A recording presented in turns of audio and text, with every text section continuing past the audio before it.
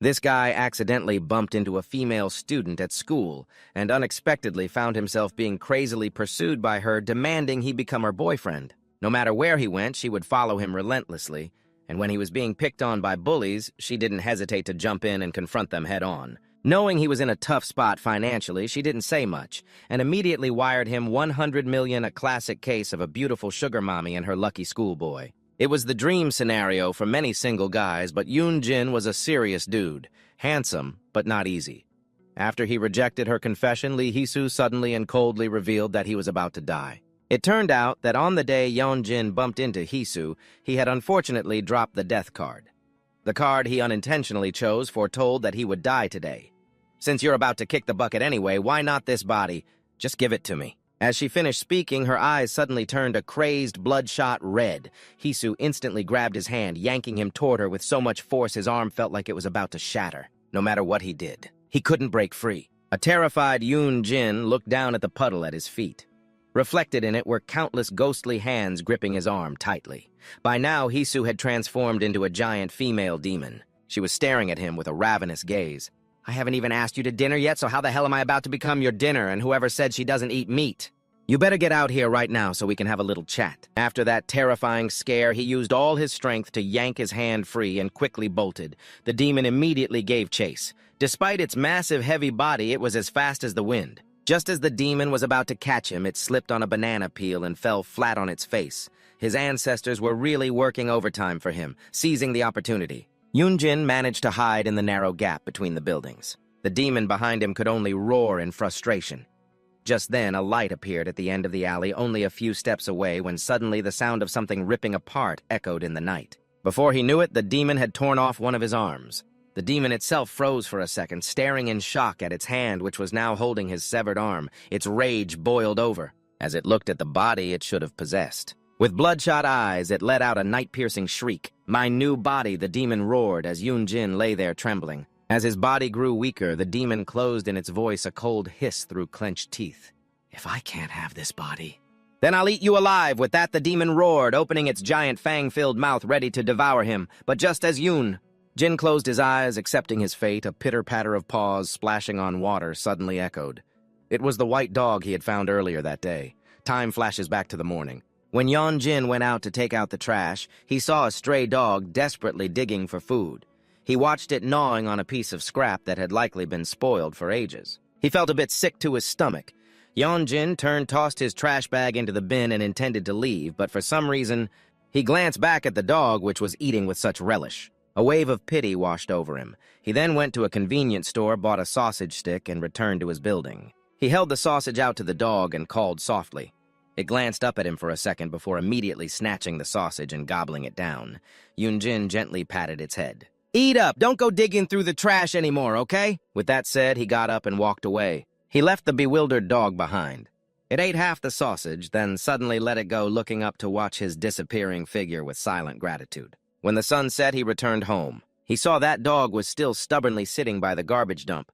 Young Jin froze, looking at it for a long time, thinking to himself, "The dog's been here since morning. Why is it still here?" In the end, he decided to ignore it and went inside his house. A few minutes later, the first raindrops began to patter against the window. The rain grew heavier, and the image of the white dog cowering by the garbage dump kept haunting his mind. Unable to bear it, Young Jin finally ran outside and brought it home. He carefully wiped it down and dried its fur. The moment it was free, the dog shook itself, sending water splashing all over Young Jin. It looked up at him as if asking for permission, then leaped straight onto the bed, curling up with delight. Young Jin laughed helplessly. "Are you just going to take over my house like that?" He went to get it a bowl of water and a few sausages. Seeing it still lying there, he asked, "Aren't you going to eat? I guess you don't like them." No sooner had he spoken than it trotted over, stuck its head in the bowl, and drank greedily. After drinking, the little dog came closer, sniffing his leg, then timidly placed one paw on him. Seeing that Young Jin didn't object, it grew bolder, stepping right onto his lap and curling up. He stared wide-eyed at the small creature so casually taking over his space. People say give them an inch and they'll take a mile. Back in the present, just as Young Jin was about to be annihilated, the white dog quickly charged forward and leaped at the demon. The demon was still dazed, unable to comprehend what was happening when a flash of white light shot past. The demon's limbs were instantly sliced into pieces, making it shriek in excruciating pain. In a cloud of white smoke, the dog transformed into a tall man holding a sharp greatsword. Yongjin cracked his eyes open vaguely, witnessing it all. He saw someone standing protectively in front of him. It was a young man with long hair and a gold earring. He turned to look at the fading Yongjin and spoke. "Happy birthday, my child." That was the last thing he heard before he fainted. The person's hand reached toward him, slowly filling his vision. Some time passed. When Yongjin opened his eyes again, everything was still blurry, but gradually the light and images came back into focus. He realized he was in his bed, drenched in sweat, so hot. He exhaled sharply and wiped his face. The stickiness on his hand made him cry out in surprise. "Whoa, that's a lot of sweat!" Yongjin fumbled for his phone.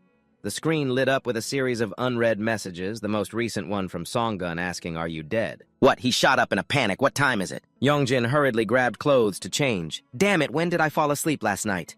Suddenly he froze as the memories of the previous night came rushing back like a flood. He immediately lifted his arm to check it. It's still here. He tried clenching and unclenching his fist. It felt normal. A wave of relief washed over him, but it was immediately followed by immense confusion. What in the world happened?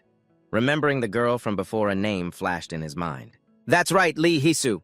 Suddenly, a call from his homeroom teacher pulled him back to reality. In the schoolyard, a janitor was complaining.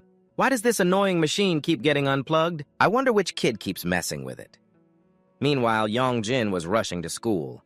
Panting as he ran, he thought, "Lee Hisu, I wonder if she came to school today." Entering the school, he wiped the sweat from his forehead and let out a sigh. The scene was so peaceful under the clear blue sky. He snuck down the hallway, his eyes darting around, searching. Ahead of him, he heard two of Hisu's friends talking. "Hey, has Lee Hisu been acting kind of strange lately? I don't know either. I really need her to do a tarot reading for me today." Yongjin carefully peeked into the classroom and was startled. Hisu was cheerfully chatting with her friends. "What, she looks completely normal?" he thought uncertainly. "Should I just ask her directly about yesterday?" Just then, his two best friends appeared right behind him. Showing up right at lunchtime could only be you delinquents. "Hey, why didn't you read our messages? You made us worry for nothing. See, he comes to school just to chase after a girl." "See, such a delinquent. It's not like that," Yongjin quickly tried to explain, stammering. "And no, it's not like that. Yesterday His words caught in his throat when he met Hisu's gaze. From inside the classroom for a moment, the two of them locked eyes. "What about yesterday?" his friend pressed. Seeing Yongjin remain silent, his friend started teasing and making up stories again.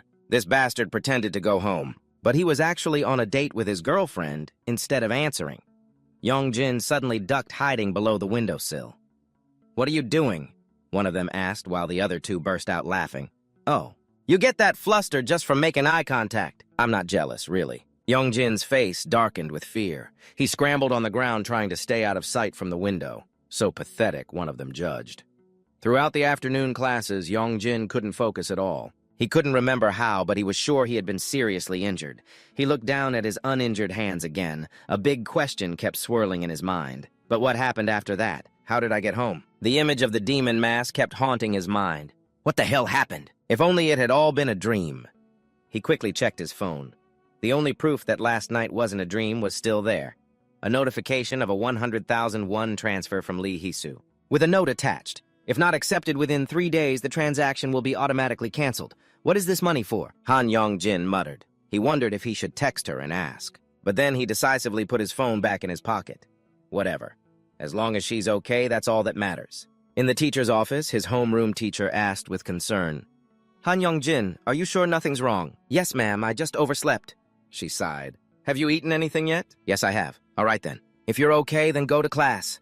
And go home early after school." Yongjin obeyed and walked out, not forgetting to close the door. He walked slowly down the hallway, glancing at the clock on his phone. It was 2 p.m., so he had missed almost all of his classes today. Just as he stepped onto the school grounds, Yongjin was engrossed in his phone when a head suddenly popped out right in front of him. "Hi. Yongjin jumped back in shock, his heart pounding. Hisu quickly explained. "I'm sorry, I didn't mean to scare you. I heard from some students that you went to the teacher's office, so I came here to wait." "Oh my God, the bell for class already rang. Is stalking people your hobby or something?" Yongjin, still startled, said. "Can't you act normal for once?" "I'm sorry if I made you uncomfortable," Hisu stammered. "About yesterday." Hearing this, Yongjin instinctively became wary, scanning the deserted schoolyard. There wasn't a single soul in sight. "Damn it, there's no one here." "Hey," he said stiffly, "let's go talk somewhere with more people." "It's not that I'm scared, it's a precaution in case you suddenly attack me again." No, that's not it. I was possessed back then, Hisu quickly explained. What? Yongjin frowned, his face full of skepticism. It's a long story. First, let me apologize for hurting you. While Hisu was trying to explain, Yongjin's gaze suddenly froze. Something was very wrong. He pointed at an object. A green object nearby. He cut her off coldly. What is that? Why is it there? Uh-huh. Hisu turned around confused. That's the statue that's supposed to be at the main school gate. It wasn't here a moment ago, Yongjin said, his voice starting to tremble. Suddenly, the statue slowly rose to its feet. Holy crap, both of them blurted out. Immediately after, the statue started sprinting towards them. Run Hisu screamed. They both turned and ran for their lives. Yongjin yelled in terror as the giant statue was chasing right behind them. He gritted his teeth and asked, "Hey, this is your doing again, isn't it?" No, it wasn't me," Hisu hastily denied. "What do you mean it wasn't you? You did the exact same thing to me yesterday, didn't you, Yongjin? I can explain it really wasn't me. It was a ghost named Acid Fume." Seeing the statue getting closer, Yongjin snapped, "Shut up and run faster, any slower and we'll be caught just then." Yongjin saw a cart full of basketballs. Without a second thought, he grabbed the handle, spun around, and pushed it with all his might towards the charging statue. Yongjin Hisu cried out in surprise. The cart tipped over and dozens of basketballs spilled out, rolling towards the statue. Thinking they would block its path, they watched as it used the ground to brace itself and crouched. Then it leaped gracefully over the pile of balls, landing perfectly. Holy crap, Yongjin swore, then quickly changed direction, pulling Hisu along. As they ran, Hisu was rummaging through her bag. She pulled out a plastic bag full of black beans, grabbed a handful, and threw them straight at the statue's face, shouting, "Go away!" But the trick seemed to have no effect. With a slight flick, it sent all the beans flying back. A few of them hit Hisu in the face, causing her to cry out in pain. "What are you doing, you idiot?" Yongjin pulled her along. Suddenly he froze when he saw an open iron gate up ahead. He shoved Hisu forward. "Get out now!" The moment they both got through, Yongjin slammed the gate shut just as the statue charged. The two of them leaned against the iron fence, panting heavily, their hearts pounding like war drums. The statue stopped in front of the gate, silently watching them for a moment before turning back into the courtyard. Seeing it leave, the two were overjoyed. Is it gone? Did it finally give up? Yongjin sighed in relief. Suddenly, Hisu stammered and pointed towards the schoolyard. Yongjin followed her gaze and froze. The statue was coming back. And in its hand was the flagpole which it had just ripped out of the ground. The two looked at each other in horror. "It's going to use the flagpole to vault over here. Is it crazy, terrified?" Yongjin's eyes darted around, searching for an escape. Nearby, there was a utility cart. On the other side of the fence, the statue planted one end of the flagpole into the ground. It swung itself up, building momentum. The statue really was using it to vault over the fence. Hisu stood rooted to the spot, completely stunned. At that moment, Yongjin yelled her name. "Hey Lee, Hisu, get out of the way." Startled, she quickly moved back. Yongjin stared at the statue. It landed like a high jumper, but its landing pad wasn't a mat. It was a utility cart. The impact sent the cart flying into the garbage dump where it flipped over. The statue also sprawled out in the middle of the foul-smelling trash, forcing both of them to cover their noses. But to their absolute amazement, it staggered to its feet, its dagger-like eyes locked on Yongjin. "Let's go," he urged Hisu, but in a flash the statue blocked their path so quickly that they couldn't react. Its eyes blazed with murderous intent as it lunged towards Yongjin, grabbing him by the neck and hoisting him into the air. Yongjin Hisu could only scream helplessly. It stared at him with utter hatred. With just a little more force, his neck would snap. "Stop it!" Hisu screamed in terror when she saw Yongjin starting to choke. She hurriedly pulled a string of brown prayer beads out from under her clothes. She yelled, "Take this." The statue, brimming with killing intent, glanced at her. Hisu threw the beads towards it. The string immediately snapped, and the beads scattered, exploding on the statue's face. It roared in agony, letting go of Yongjin's neck and stumbling back. He collapsed to the ground with a thud. "Hey, Yongjin, are you okay?" Hisu ran over, terrified to help him. "Not good at all," he replied, his face pale. They supported each other and fled as the statue behind them started to get up again. Later, at the school's garbage area, Yongjin fiddled with a lighter and complained. "Hey, if you had that thing, you should have used it sooner." He turned back and saw Hisu doing something that was giving off smoke. "Are you smoking?" "No, it's incense. What are you doing?" Yongjin asked confusedly. "It's just a simple exorcism ritual," she explained as she began to pull out her gear. "You pull all kinds of stuff out of your uniform, don't you?" he asked in surprise. Hisu took some colorful ribbons, tore a piece off, and tied it to his arm. "This will be fine for a while," she instructed. "Don't take it off until midnight, okay?" Yeonjin grimaced at the butterfly bow she had tied on his wrist. His expression soured. "You're really weird, you know that." "I know you're suspicious, but I really haven't done anything," Hisu said, scratching her head. "Can we talk at school?" "No," he replied bluntly, then paused for a moment. "All right. Let's just say you were possessed yesterday and today was just a coincidence. So what the truth is, ever since I got involved with you, all sorts of weird things have been happening to me." Hearing that, Hisu fell silent, a hurt expression on her face. "But Yeonjin, it wasn't me." "I appreciate you saving me," he interrupted. "But if you weren't here in the first place, none of this would have happened. Stop pretending we're close." With that, he turned and walked away. He left her standing alone on the empty street as the sun began to set. Arriving home, Yeonjin paused while entering the passcode. He looked down at the colorful bow on his wrist. Hisu's warning echoed in his mind. "Don't take it off until midnight, okay? What kind of trick are you trying to pull now?" He decisively ripped the ribbon off, threw it straight into the trash, and entered his room. The room was pitch black. He flicked on the switch. The moment the light came on, Yeonjin jumped and screamed. The white dog was sitting comfortably on his bed. He fell backward, only then remembering its existence. The small dog approached. You've been here this whole time," Yeonjin stuttered. It sat obediently in front of him. "You must be really hungry." He scratched his head and placed a plate of sausages on the floor. The dog approached and looked at the sausages with a look of disdain. Meanwhile, Yeonjin lay on his stomach on the bed, scrolling through his phone. He was focused when suddenly a voice rang out this stuff again. The room was only supposed to have him and the dog. "Bring me some decent food." Startled, Yeonjin's eyes widened as he whipped his head around to look at the dog.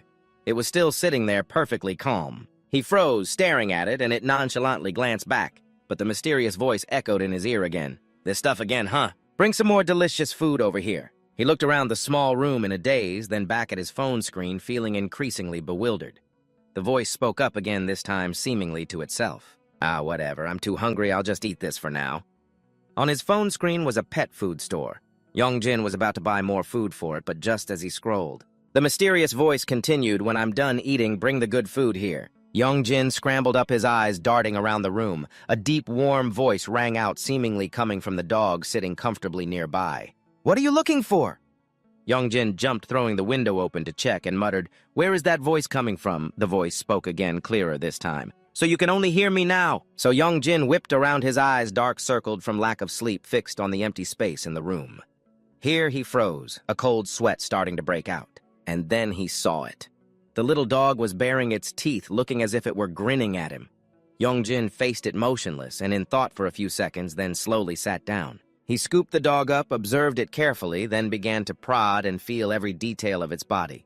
He turned it over and around, examining it so much that the dog started to get annoyed. It flew into a rage, snapping, "Hey, how insolent!" The shout right in his face made Yeonjin jump. He quickly put it down on the ground and took a few steps back, keeping a safe distance to observe. Looking at the harmless appearance of the creature before him, he thought to himself, "Whoa, this dog can talk. This is all beyond my imagination. Am I dreaming?" His mind was reeling from the recent chain of unbelievable events. Seeing him standing there dumbfounded, the dog spoke.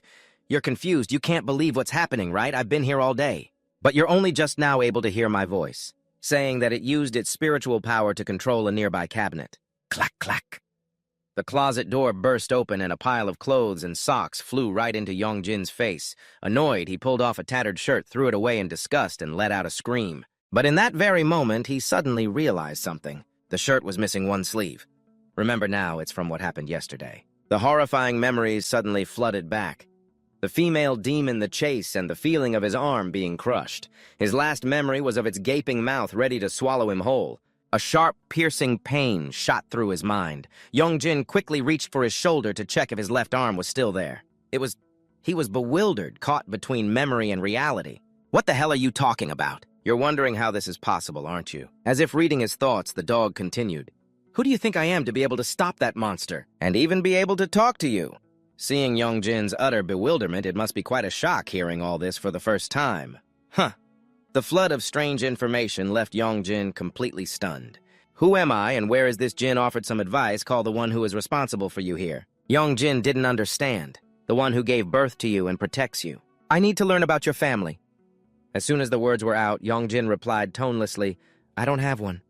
Hearing this, the dog turned to look around the house for a moment, then suddenly asked again, "What do you mean, you don't have parents anymore?" Getting off the bed, he answered curtly, "I already told you."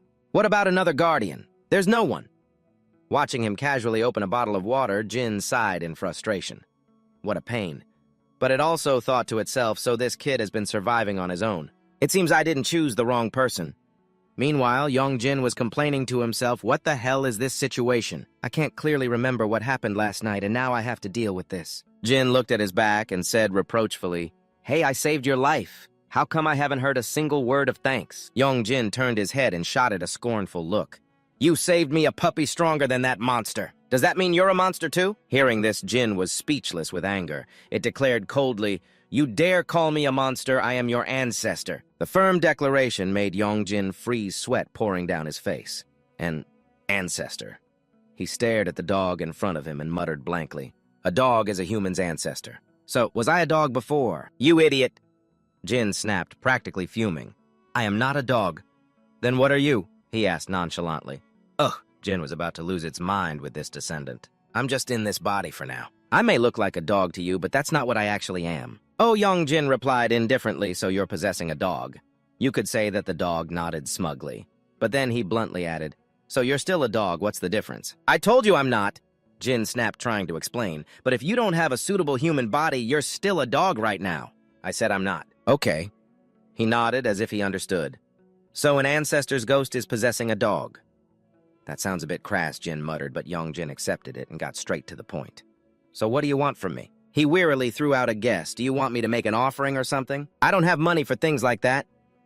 Hearing this, the man just silently turned his back while the young boy Jin unintentionally mumbled, If you need that many offerings, why don't you find a richer descendant? At the same time, Jin's expression suddenly fell. The little dog didn't answer, but just circled on the boy's blanket, continuously sniffing and pacing back and forth as if searching for something. Afraid it was about to relieve itself on the spot, Jin pointed and warned, Hey, what are you doing? If you have to go somewhere else. Being misunderstood, Jin slowly stopped and immediately put on a pitiful expression to convey its feelings. Such a poor family. There's no one left at all now. But what Jin was a bit taken aback. You mean there are no other descendants? So I'm the only one. Jin lowered its head sadly and replied, That's right. Then it turned its head back and said, From now on, let's help each other out, okay? So you're staying here for good? He asked indifferently. Jin narrowed its eyes helplessly. Where else can I go? At that, Jin screamed frantically, What are you talking about? If you're so tough, then go sleep outside. With that, he grabbed the edge of the blanket and flung Jin to the floor. The little dog lay sprawled out, whining in pain. What an ungrateful descendant. Fine, just sit there and say that. Jin retorted, I still have to go to school. I can't afford to take care of you. But while his mouth said that, his hand was already holding his phone, tapping away as he searched to buy wheat grains for it to eat. He even added a sarcastic remark, For an ancestor like you to demand gourmet food, I'd have to sell the house. Jin's words made too much sense. Jin, though angry, could only stay silent. Suddenly, the little dog's ears perked up towards the window as if it had detected a strange noise. Sensing danger, it suddenly leaped up and barked loudly. Woof! Jin, who was glued to his phone, jumped in surprise. What the heck? Turning around, he saw Jin jumping up and down bizarrely. What's with the sudden act? There's something outside. Jin whispered, its ears still pricked up, listening. What? Jin shot up with a panicked look on his face. The dog stared intently at the window and said seriously, You've dragged something back here with you. The stone statue that chased him and Hisu this morning was trudging into the alley, its heavy footsteps thudding loudly. What nonsense! There's no one there, Jin quickly refuted in disbelief. We have to go now. Jin leaped onto his head, clinging tightly and urging him on. Go where he asked in pain. Outside, Jin froze. What, stay still? Jin suddenly commanded, so he fell silent for a few seconds to listen. The result was nothing unusual. He quickly grabbed Jin and pulled it off his head. Don't sit on my head anymore. Just as he finished speaking, a terrifying, earth-shaking sound echoed. It shook the entire room. The rumbling sound echoed again, a terrifying reality, not a hallucination, causing sweat to pour down him like rain. Then Jin grabbed his hair and pulled his head up. The pain made him let out a cry. Outside the window, the streetlight flickered and the main door remained tightly shut. Carrying Jin on his shoulders, Jin cautiously checked his surroundings. Suddenly, the dog used its two front paws to pull his head sharply to the right, and there he froze at the sight before him. Outside the glass door was the upper half of the statue from the schoolyard.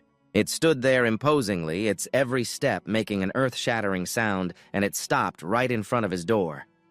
The statue. Why is it here? Jin pressed himself behind the staircase and whispered in a panic. You know what it is. It's the statue from school. Why has it turned into a monster like this? Jin poked its head out and warned it's not an ordinary monster. It's an evil spirit. An evil spirit looks like this. Young Jin stared at the monster. That's right, Jin said, placing a paw on his face. If there are evil spirits, then there are good spirits. Each kind has its own form, and there are many such things in this country. Just accept it as a fact of life. Meanwhile, the evil spirit placed its stone hand on the glass, slowly lowering its head to peer inside, as if it had found its target. Are you saying it's here because of me too? Young Jin wondered. The evil spirit slowly broke into a horrifying grin.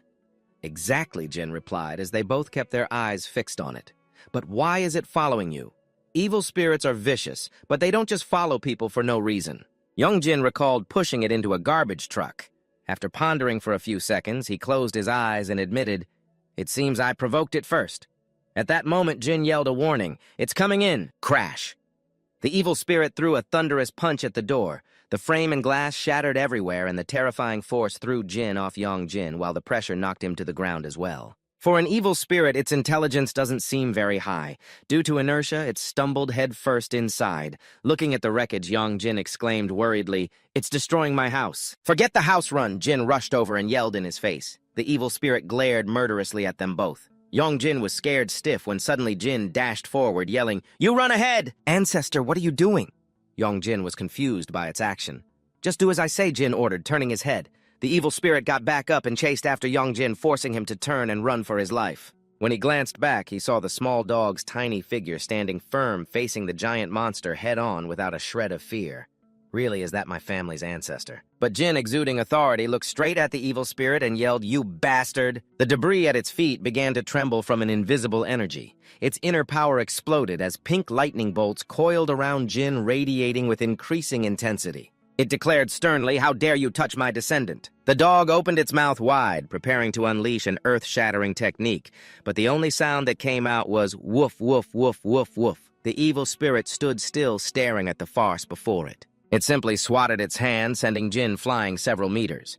The dog rolled a few times before landing with a thud on the pavement, then scrambled to its feet and took off after Young Jin. To the evil spirit's bewilderment, Young Jin finding this strange turn to ask as he ran, "You're running too?" The awkward question left Jin flustered. "Well, what did you expect? I just thought you could hold it off for about 10 seconds. Young Jin replied nonchalantly. "But it's strange. How did you manage to save me so easily yesterday? Or are you lying? You're so full of it. What do you get for mocking me, Boom!" Before he could finish, the evil spirit caught up, swooping down from above to snatch Young Jin. He was terrified. "Damn it, it's got me." Suddenly, the jacket slipped off Young Jin, causing him to fall to the ground. The evil spirit holding the jacket froze for a few seconds, then gleefully put it on, even zipping it up, smiling with satisfaction. "Hurry up and get up." Young Jin scrambled up, trembling. The evil spirit, looking bizarre in his jacket, got into a sprinter's starting position. Seeing this, the two were terrified and took off running for their lives again. As they ran forward, just as the evil spirit was about to take off, a voice suddenly rang out. "Over here!" Glowing characters appeared in midair. Hisu, with a speaker in her hand, was blasting Buddhist sutras at maximum volume, the sound striking directly at the evil spirit's mind. Causing it to writhe in agony, Young Jin stared at her in shock. Hisu stood there without a trace of fear, her hand tightly gripping the phone connected to the speaker, which continuously played the exorcising chants. "Is that Lee Hisu?" Luckily, she had arrived just in time. The 8-hour-long chanting video on her phone was still playing, and the sound from the speaker immediately caused the evil spirit's body to burst into flames. Is it scared now?" Young Jin asked, trembling. He watched the flames consuming the monster, then suddenly exclaimed, "On my jacket," but Hisu didn't take her eyes off the fire. Suddenly, Young Jin froze. Something's not right. Did we really win? Just then, an uninjured hand and foot stepped out of the flames. The evil spirit had resisted the power of the Buddhist scripture. It slowly stood up, raising its head with an even more terrifying appearance than before. Hisu stepped back in astonishment. It can't be. Her Buddhist scripture had no effect. In the blink of an eye, the evil spirit appeared right in front of her and swung its fist. "Watch out!" Yonjin rushed forward, shoving Hisu hard to one side to help her dodge the blow. The powerful shove sent them both tumbling to the ground. Yonjin groaned in pain. Hisu turned back in terror to see the evil spirit had raised its foot, aiming straight for the speaker. With a heaven-shattering stomp, the speaker shattered, and the concrete road cracked open. The evil spirit bent down, picked up a broken piece of concrete, placed it on its shoulder, wound up, then spun and threw it straight at the two of them. Watch out! Pieces of concrete rained down on Hisu, scraping her legs. Yeonjin quickly raised his arms to shield her, but was still hit by large chunks on his body and head. A terrifying explosion erupted. Through the smoke and dust, both of them lay collapsed on the ground. Yeonjin struggled to sit up, trying to call out to the motionless Hisu. Lee Hisu, the evil spirit, emerged from the explosion. Yeonjin stared at it in shock, but a strange sound from Hisu's direction caught his attention. She was trying to light a bundle of incense. "We have to run," Yeonjin yelled. "Please!"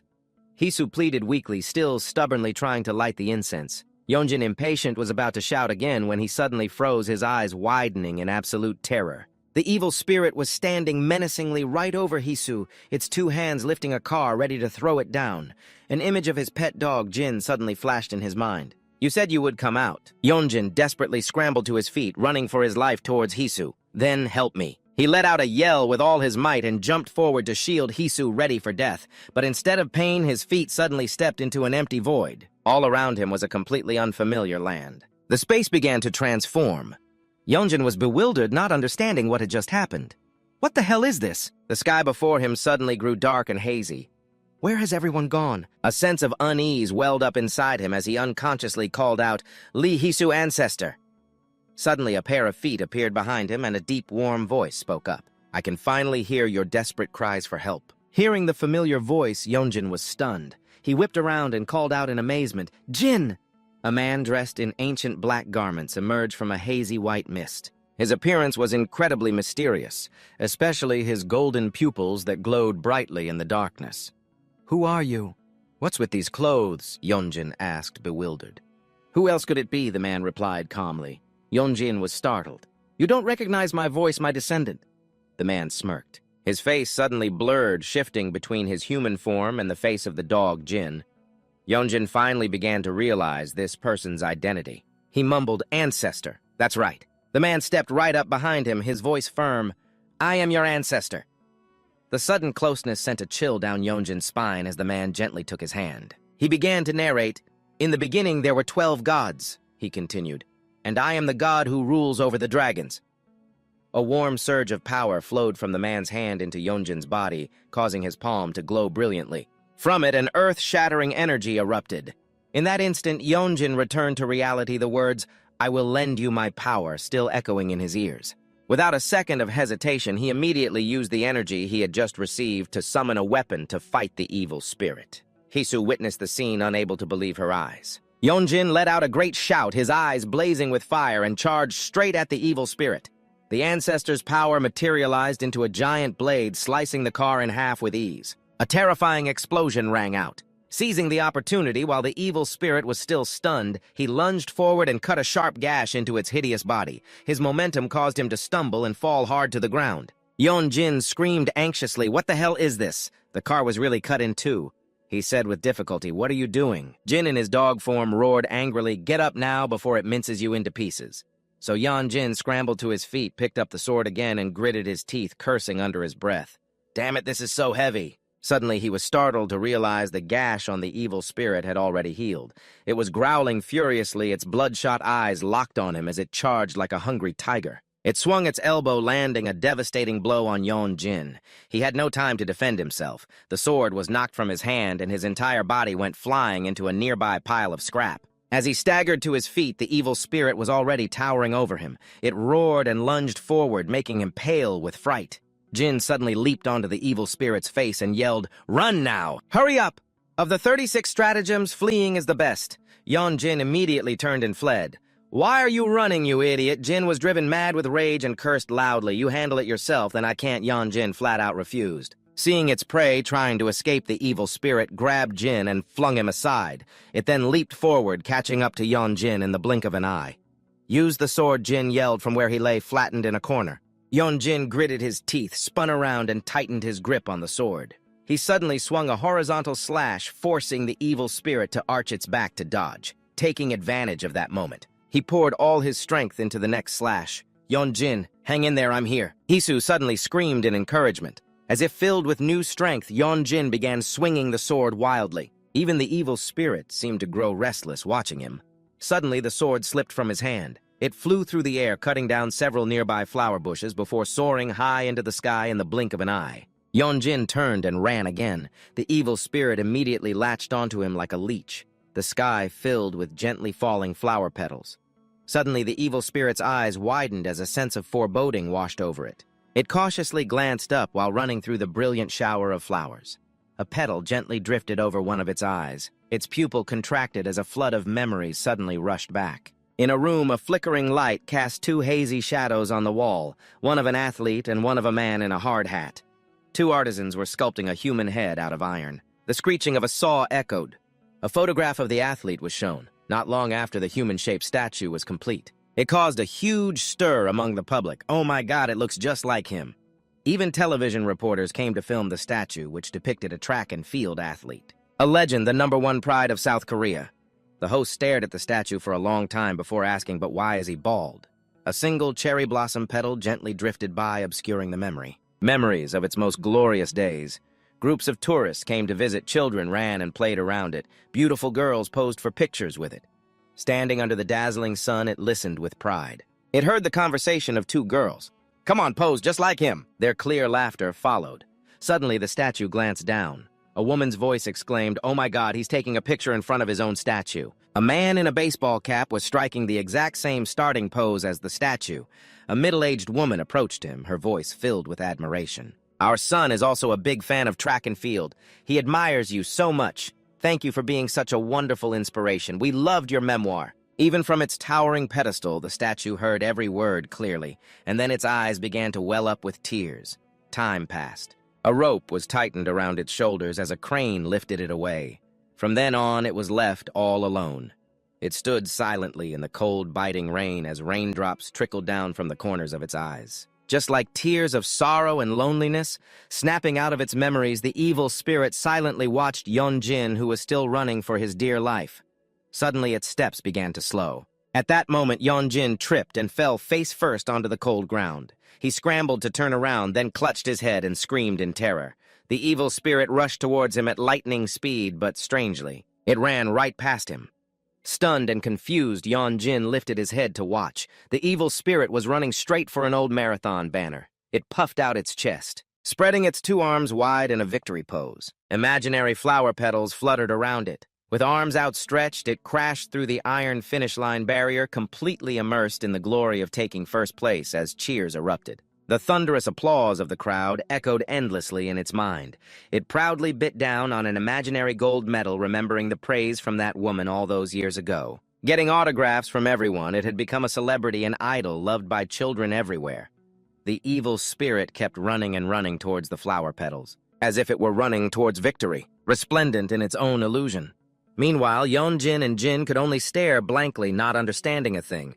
Hisu also stood there with a giant question mark above her head. Suddenly, a streak of light flashed across the sky, and the evil spirit vanished in the blink of an eye, leaving the three of them standing there dumbfounded. What the heck was that? Jin narrowed his eyes in thought for a moment, then spoke in a raspy voice. "It seems it has achieved its purpose and passed on." Why so suddenly, he wondered. As I said, the dog explained, evil spirits are not dangerous as long as you follow their rules. What is that rule? It depends on the purpose of each soul's existence, Jin said slowly. That's why I asked why it was angry. It was definitely your fault. Are you kidding me? Yeonjin immediately retorted. Not long after, as night fell upon the city, Yeonjin was back in his room. Groaning in pain while checking the wound on his arm, he winced and asked, Jin, are my ribs cracked? You don't have to worry. The dog reassured him, then suddenly turned to look at Hisu, who was sitting quietly in the corner. Young lady, are you all right? Hisu scratched her arm, hesitating to answer. Then suddenly she bowed her head and shouted, Thank you! Yeonjin stared wide-eyed as her face turned bright red with guilt and embarrassment. You're Yeonjin's ancestor, aren't you? In the dead of the quiet night at the marathon's finish line, the iron barrier that had been broken in two suddenly flashed with a strange light. Then it mended itself. A nearby car that was broken in two suddenly floated into the air. The pieces automatically reassembled themselves perfectly.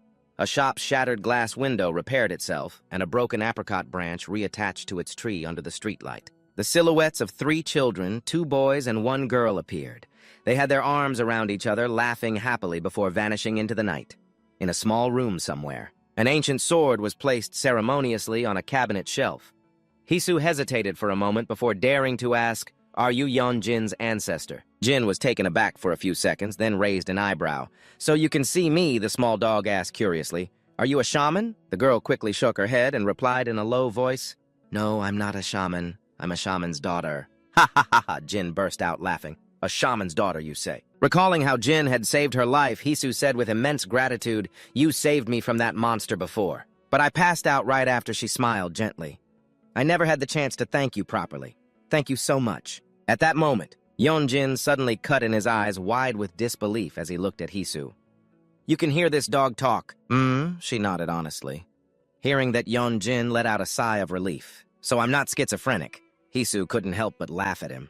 Schizophrenic, honestly. Just then, Jin smiled and asked her, How did you know I was this kid's ancestor? Hisu looked at the dog and the boy in front of her, then involuntarily imagined Jin in human form and compared him to Yeonjin.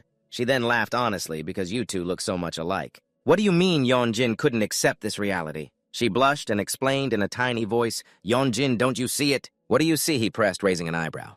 Your ancestor's appearance. Jin suddenly turned to Yeonjin and asked, You can't see my super handsome form, huh? The little dog, extremely confident in his outstanding looks, smugly said, It is only natural for women to feel shy before my beauty. Yeonjin scoffed in disgust, grabbing the mirror and shoving it in front of Jin's face.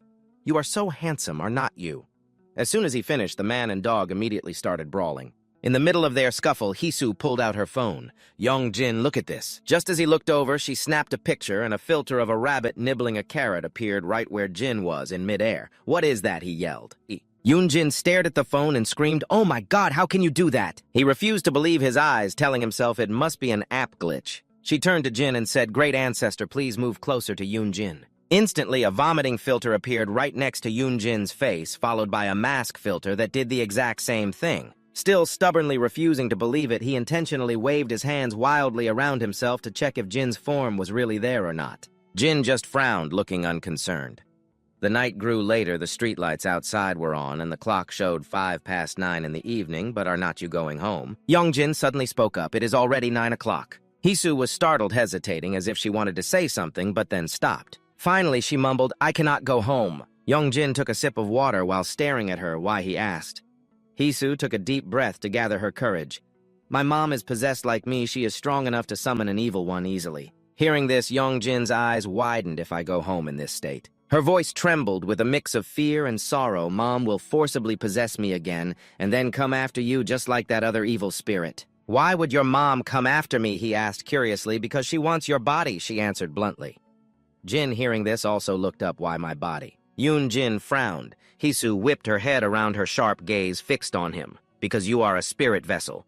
Hisu stood up, picked up a bowl, and walked towards him. Wait a moment. She filled the white bowl with water and held it in front of him, her reflection visible on the surface. This is a normal person, she said in a low voice, then decisively poured the water out. Next, she held up the empty bowl, and this is you, she explained gravely. In the future, more and more spirits will want to seize the empty vessel. Which is you? Yeonjin could only swallow nervously. I did not know how to explain it before. So I did not say anything. The thing those spirits want is you, she said, looking straight into his eyes. What the hell? Yeonjin frowned in confusion. You did not know. Jin, who had been silent until now, suddenly interjected. The dog said bluntly, All the strange things that keep happening are because of you. Hearing that, Yeonjin's face turned pale. He suddenly remembered the words he had said to Hisu. What did you do this time? All these weird things started happening ever since I got involved with you. If it were not for you, none of this would have happened. At the time, she had repeatedly tried to explain, no, it is not me, but he would not listen. Yeonjin's expression darkened. Nothing happened before your birthday. Hisu's voice suddenly echoed in his ear after saying that she fell silent. Suddenly, she approached Jin and quietly knelt down. She spoke respectfully, sir. She pleaded earnestly. Please help me. Jin looked at her for a moment, then raised an eyebrow and asked, You said your mother is a shaman. Does she worship demons as if they were gods? Hearing that question, Hisu flinched. She does not know what she is doing. Hisu hurriedly explained my mother wasn't famous for fortune-telling before, but she always prayed with all her heart. The image of a woman sitting in the middle of a forest emerged in her tale, until one day she returned and said she had welcomed a god. After that, the once quiet shrine became so famous that people had to book appointments a whole year in advance. She recalled hiding behind the door, curiously watching the clients who came for readings, but I saw that thing, and it didn't look like a god at all. Her voice trembled as she thought of the horrifying smile of the demon standing behind her mother. When she was little, she once innocently asked Mom, "Is the spirit you're worshiping really a god?" Immediately, a massive slap sent her tumbling to the ground. She clutched her face in pain, listening to her mother curse, "How dare you blaspheme the god, huh?" Her mother's terrifying face from that moment still haunts her to this day. "It's an evil spirit." Jin's voice rang out, cutting off her recollection. Hisu pressed her lips together and continued in a low voice. "From that day on, I tried to escape the spirit possessing my mother, but it was no use. In the end, it summoned a dark spirit and forced me." After listening, Jin nodded. "As a spirit shaman, I understand now. No wonder the usual rituals had no effect." "Since when?" Yeonjin had already scrambled onto the bed, tapping away on his phone, feigning disinterest. "I will help you," Jin said unexpectedly, causing Hisu to look up, unable to believe her ears. He smiled and explained, "You risked your life to save Yeonjin. You deserve to be helped." He turned to Yeonjin. "This is the right thing to do, isn't it?" Yeonjin looked bewildered. "Why me all of a sudden I have to help too?" Meanwhile, Hisu was repeatedly bowing her head joyfully, exclaiming, "Thank you, sir. Thank you." Despite Yeonjin holding his head in protest, Jin just smiled contentedly. "It's late time for bed." The girl obediently nodded, grabbed a roll of toilet paper to prop under her head, and lay down. Hey, Yeonjin yelled. "What do you think you're doing? I'm getting ready to sleep." She answered coolly. "Why are you sleeping here?" "I told you I can't go home, then sleep at a friend's house." "I don't have any friends." She shook her head sadly. Yeonjin thought for a moment. "That girl with her hair in a bun, isn't she your friend?" "She's the dark spirit's friend, not mine. Come on, just pretend to be close with her." Yeonjin covered his face in defeat. "Yeonjin," she pleaded in a small voice, "please listen to me. What is it? Let me sleep over at your place, please." "No." He replied, his voice like ice. "I'll just sleep, I promise." "What the hell are you talking about? Can't you understand?" He shouted in frustration. "Then just go to sleep. What else are you planning to do?" Jin stretched out on the bed, his voice teasing. "Sharing a bed, Then he glanced at Yeonjin and said, "I'll be heading out." "What the hell are you talking about?" Yeonjin's face flushed red as he yelled while the old man left the room. "Hey, Yeonjin!" Hisu spoke up guiltily. "I'm sorry, but could I borrow a pair of shorts? An old pair is fine." Yeonjin's face stretched into a grimace. That night, the lights in the small house went out. Hisu lay silently with her eyes squeezed shut, but her face suddenly grew pale. In her dream, she saw her hand being held tightly, a knife blade pressed against it. "Mom, I'm sorry," she pleaded in fear. Her mother stood outside the door, her eyes cold. "Mom," the door slammed shut. The corner of her mother's mouth curled into a terrifying smile. "Mom, I know I was wrong now," she wailed hysterically, pounding on the door. "Let me in." Inside the room, a blood-stained hanbok lay next to a mysterious jar covered in talismans. She panted, exhausted. "I'm so scared." Hisu cowered in a corner. Suddenly, a ghost with two bulging eyes leaped out in front of her. "Hello, Hisu. It's a pleasure to meet you." "Mommy?" She whimpered, and her nightmare tears streaming down her face. Seeing this, Jin immediately walked over. Lying down beside her helped her to gradually calm down and drift into a peaceful sleep. In another place, under the flickering candlelight that shone upon a row of Buddha statues, a woman sat before an altar. Her fingers rhythmically tapped on the table covered in white rice. This was Hisu's mother.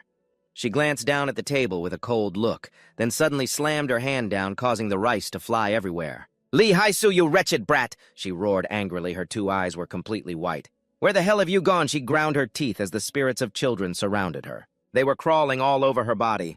Her voice rang out full of horror. "When she returns, I will stuff her head into this very jar." The next morning, Jongjin wearily curled up in bed. His face was listless with dark circles under his eyes as if he had not slept a wink all night. He picked up his phone to check it. 8:46. He drowsily got out of bed, walked to the bathroom door, and turned the knob. As he opened the door, he scratched his head and let out a long yawn, his sleepy face looking quite pitiful. Suddenly, what he saw was Hisu brushing her teeth as naturally as if she were in her own home. The two of them froze, staring at each other wide-eyed. 1 second later, she yelped and slammed the door shut. But Jongjin remained motionless outside the door. His jaw dropped in astonishment. The white dog Jin trotted up from behind and said in a deep voice, "Good morning, Jongjin. So refreshed this morning, completely different from last night, huh?" A moment later in the sun-drenched apartment, Hisu sat blankly on the bed watching Jongjin busy himself tying up a trash bag. "Where are you going with that?" she wondered. "We're out of food in the fridge," he answered curtly without looking back. He annoyedly remembered Jin complaining about the pile of 5-grain cereal on the table. "What kind of food is this, huh? Hurry up and go buy something tasty for me. My ancestor seems a little fussy," Jongjin explained reluctantly, then suddenly added a sentence that surprised Hisu. You're a guest too, so I should treat you to something. Hurry up! Jin was rolling around on the bed, whining, I've only eaten a little bit. Make sure you buy more beef. This is so annoying, Jongjin muttered. I'll go with you. Hisu stood up and beamed. All right, he replied wearily. A short while later, they were at the trash disposal area where Jongjin gently placed the bag down. Suddenly, Hisu spoke up with a compliment. You're still in school, but you act so mature just like a grown-up. She smiled and looked at him with admiring eyes. It's just my circumstances. He just replied humbly. The two of them walked on in silence. Jongjin felt a bit embarrassed and awkward from her compliment. He stole a glance at her. Hisu was as radiant as ever. She smiled warmly, looked up at the sky, and sighed contentedly. The weather is so nice today, isn't it? He suddenly remembered the harsh words he had said to her and felt extremely guilty. If I hadn't met you, none of this would have happened. Her shocked and sad face from that time came back to him. It's all my fault, he blamed himself. Lost in thought, his pace slowed. Suddenly mustering all his courage, he called out, Hey! Hisu turned back, He just mumbled one word. You. Seeing him hesitate, she waited quietly. Suddenly, Jongjin let out a groan and clutched his head, collapsing wearily to his knees before her bewildered eyes. He kept his head down, not daring to face Hisu, but his voice was extremely sincere. I'm sorry. For what she asked in confusion, scratching her back. I said harsh things to you, it's all my fault. It took Hisu a moment to understand. She was too surprised to speak. Jongjin kept his head down, mumbling, Even so, you still help me so much? His hands began to sweat and his voice trembled slightly. Thank you. In reality, he was so embarrassed, his face was beet red and pouring with sweat, but he still tried to express himself. Whatever happens in the future, I will. You really do think more maturely than others. Hisu suddenly leaned down to look straight into his eyes. He jumped up, startled. You shouldn't even think about it, she said. I don't mind at all. Hisu crossed her arms and gave him a reassuring, radiant smile. Besides, it was partly my fault, too. You got hurt because of me, too, right? Let's call it even. So Jin, flustered and not knowing how to answer, just turned away. All right, I get it. He sighed in relief and thought they should just hurry and shop. After that, the two entered a nearby supermarket. Just as Hisu put a large bag of candy in the cart, Jin stopped her. Hey, what are you buying this for? He asked, confused. Still trying to hold on to the candy bag, she said, It's just for you to eat when you get hungry, she explained. All right, thank you, he replied helplessly. Are you buying anything else? She asked innocently. This should be it for now, he said glumly, and hey, I'm almost out of money. Why is that Hisu didn't understand? Just buy whatever you want, I'll pay for it. Why are you the one paying? She pulled out a credit card, grinning gleefully. It's fine, it's Songjin's money. There's nearly 10 million won on it. He was helplessly speechless. Let's just call it the exorcism commission fee, she said resourcefully. After shopping, they left the supermarket. Hisu was happily munching on candy from the bag she was hugging, while Jin was laden with a large bag of groceries, thinking in astonishment. This is the first time I've ever bought this much at the supermarket. By the way, you're a pretty good cook, she suddenly remembered and complimented him. It's just average, he replied.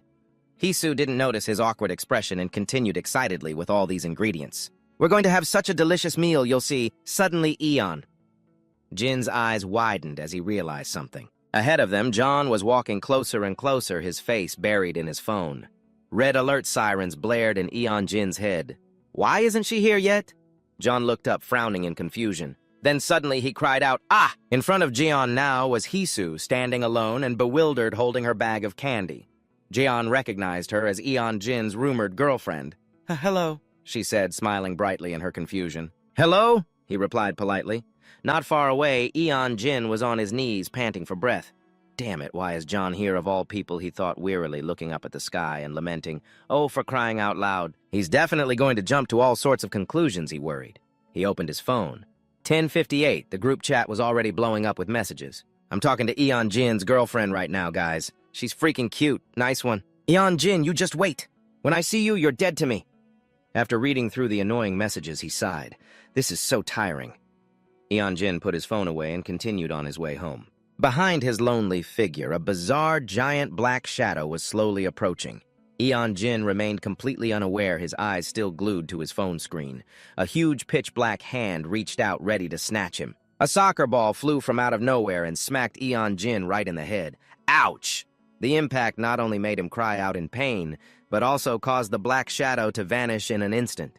The ball bounced away, rolling down the sidewalk. Eon Jin rubbed his head in annoyance and turned around, grumbling, "What the hell?" Right behind him stood a strange, black-haired kid with an oddly calm expression. He had dark circles under his eyes like he hadn't slept in a year, and he had a few smaller kids with him. Still rubbing his head, Eon Jin confronted him. "Did you throw that?" The kid, who was clearly not normal, looked at him and said, "You should pay more attention." What Eon Jin was completely confused and retorted irritably, "I should be the one saying that to you. You watch where you're going."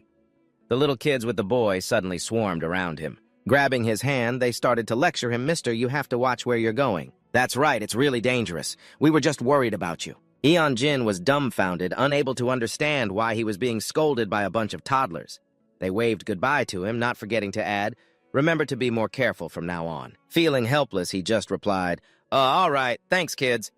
As he watched the little ones skip away, he thought to himself, "These kids are so weird." But the older boy with the dark circles under his eyes remained standing there. He stared at him intently for a moment with an unreadable expression, then turned and calmly walked away. Eon Jin watched his retreating back, wondering to himself, what now? Meanwhile, near the supermarket, Hisu was wandering alone with a bag of candy looking for him. Did he go on ahead? She thought to herself and took out her phone to call, but at that very moment, a grotesque giant black shadow with a huge malformed foot appeared behind her. A moment later, Hisu and the shadow both vanished, leaving only the bag of candy abandoned on the sidewalk. In the apartment, Jin was sleeping soundly on the bed. Hearing the door open, he woke with a start. "Eon Jin, oh, you're back." Still drooling, he asked in a daze, "How come it's just you?" When Eon Jin didn't answer, Jin grew uneasy. He jumped off the bed, squinting his eyes as he asked, "Where is that girl?" Eon Jin, busy putting away the groceries, just turned and replied casually, "She'll probably be back soon." 15 minutes later, Eon Jin began to worry. He called her repeatedly, but the line just rang and rang. Eventually, the phone only announced that there was no answer. Did something happen? He wondered anxiously. Jin's doggy face also grew serious. Unable to wait any longer, Eon Jin threw the door open and rushed outside, phone in hand, still trying to call her. He frantically looked around, and then he saw Hisu's figure slowly approaching from the distance. Eon Jin rushed towards her. "Hey, Hisu, where have you been?" She didn't answer, but suddenly called his name, Eon Jin. Then she gave a strange smile. "Where did you go earlier? I went on ahead," he stammered, scratching his head. "I was afraid that guy Gene would see us." "Who is Dion?" Hisu asked, the friend with the glasses. "Oh," she exclaimed, then laughed eerily again. "Is he a bad person?" "Not at all, he's just a friend. He just likes to tease a little, that's all," he quickly explained. It was then that Eon Jin finally sensed something was off. He looked up, meeting her gaze directly for the first time since she'd returned. Hisu looked so different. She exuded a creepy, dark atmosphere. Her eyes were dark and lifeless, and a grotesque smile was plastered on her face. He instinctively looked down at her shirt, and Eon Jin's expression suddenly changed. He had realized something, but he still stepped closer, asking, "What's wrong with your face?" Instantly, Hisu's eyes turned blood red. A bone-chilling wind blew past, accompanied by her ghoulish smile. The disguise crumbled away. The lower half of the imposter's face and neck cracked into grotesque red shards, revealing its true form, an old man with a white beard and hair dressed in ragged medieval-style clothes. The old man brandished a tattered cloth, grinning from ear to ear with horrifyingly sharp, cold eyes, and proclaimed, "I am the boogeyman." Eon Jin was still staring blankly, unable to react, when Jin let out a scream. But it was too late. Jin watched helplessly as his master vanished before his very eyes, leaving only a pile of unsettlingly scattered ashes. Silently, Jin stared at the cloud of ash, his expression grim. "Damn it, did I let him slip away?" The little dog moved forward, sniffing the air, trying to find any lingering trace. Suddenly, a mocking voice spoke from behind him. "It suits you, doesn't it? It's you." Jin was instantly on guard. He furtively glanced back and saw a figure in black no taller than an elementary school student. "So what if you're living as a dog?" the figure jeered. It was the boy with the dark, ringed eyes who had once saved Eon Jin. "Confident, aren't you?" Jin said. The boy, whose eyes were terrifyingly gloomy, looked at Jin. "It's been a while, hasn't it?" He set his gaze sharp as he called out the dog's true name. "Ding Mao Bing Shu." Jin was stunned. This person was clearly connected to the demon world and possessed extraordinary power. He stared at the boy's tiny body. He asked suspiciously, "What's the deal with that body?" The strange boy suddenly smirked, but his eyes were filled with indignation. "I don't know if you're asking for real or just trying to mock me." Jin, completely clueless, just scratched his dog face. "How did you break the seal?" The boy radiated killing intent. "I don't know," Jin replied calmly, shaking his head with a smirk. Maybe someone among you is disgruntled, or perhaps some demon god wanted to bother me." The little boy, slightly annoyed, didn't bother to answer and pulled out a paper fan from a strange box. The fan radiated sparks of electricity and a mystical blue aura. A small, swirling vortex shot quickly towards Jin. At the same time, a long red and blue cloak appeared on the boy. The attack created an extremely powerful gust of wind, nearly blowing away Jin's dog body. Those gusts of wind transformed into giant sharp spears and charged forward torrentially. Jin immediately transformed back into his human form, ready to defend himself. But before he could do anything, the barrage of wind spears stopped short, pointing straight at his neck. The fan in the boy's hand still radiated immense energy. The cloak billowed with ethereal flames, ready to burst forth at any moment. "I can just as easily tear you to shreds and seal you away again." The surrounding kids were no pushovers either, their bodies radiating white magical energy, dressed in ancient attire like divine acolytes. That motionless steel vortex. It instantly sprouted hundreds of razor-sharp thorns, all pointing directly at Jin's face. "I alone am more than enough. Let me ask you something," Jin said calmly, without a hint of fear. He easily turned back into a dog escaping the thorn matrix and questioned, "This body of mine, you're the ones who messed with it, right?" "Right." The boy was silent, then suddenly he gave a strange smile. He folded the paper fan and tapped it sharply against his palm. The rigid vortex behind him shattered and collapsed. The boy put the fan away behind him and the mystical cloak vanished. While taking the box lid from the kids, he replied, "Why don't you go ask that angel?" After saying that, he turned to leave, but still clarified, "This is the first time I've seen this happen, too." "Why did you seal me?" Jin suddenly asked, making the kids' eyes go wide as they turned back. "Was it because you were afraid of me?" His question made the boy stop in his tracks. He turned his head to look at Jin, frowning slightly, his lips quivering. But he ultimately remained silent. After a long moment, he finally spat out a curse. "You idiot!" The boy's figure disappeared in a puff of white smoke, not even waiting for his subordinates. "Idiot! What's so idiotic about that?" Jin grumbled in annoyance. "He just says that and takes off. A gentleman like me will let it slide this time." Only then did Jin remember something important. This is not the time for that." He stuck his nose to the ground again and continued sniffing, ignoring the naive calls of puppy puppy. Jin looked up and jumped in surprise. A child's face with sparkling eyes and a round, drooling mouth was right up in his, muttering something. "Puppy." A group of kids surrounded Jin, their eyes sparkling with excitement. "The person you're looking for is that guy in black with messy hair, right?" one of them asked. "Let us find him for you." Meanwhile, another kid gleefully fondled Jin's ears, exclaiming, "They feel just like a rabbit's." The children insisted they knew where he was. A steady creaking sound echoed from within a damp, musty, and filthy room. The ceiling was plastered with countless exorcism talismans. A rough hand was continuously sharpening a knife, its owner humming a gruesome melody. Awakened by the noise, Jin groggily opened his eyes. "Yummy, let's eat some cake." The first thing he saw was the silhouette of a frightening old man squatting on the floor. "What is this? Where am I?" Jin looked around bewildered, only then realizing he was tightly bound in a pile of tattered straw. The sound of the knife sharpening grew more frantic, blending with the ghoulish singing. "Cry baby, the tiger will pounce. Put the naughty child in the bundle." He tilted his head, revealing malicious eyes on his old, wrinkled face.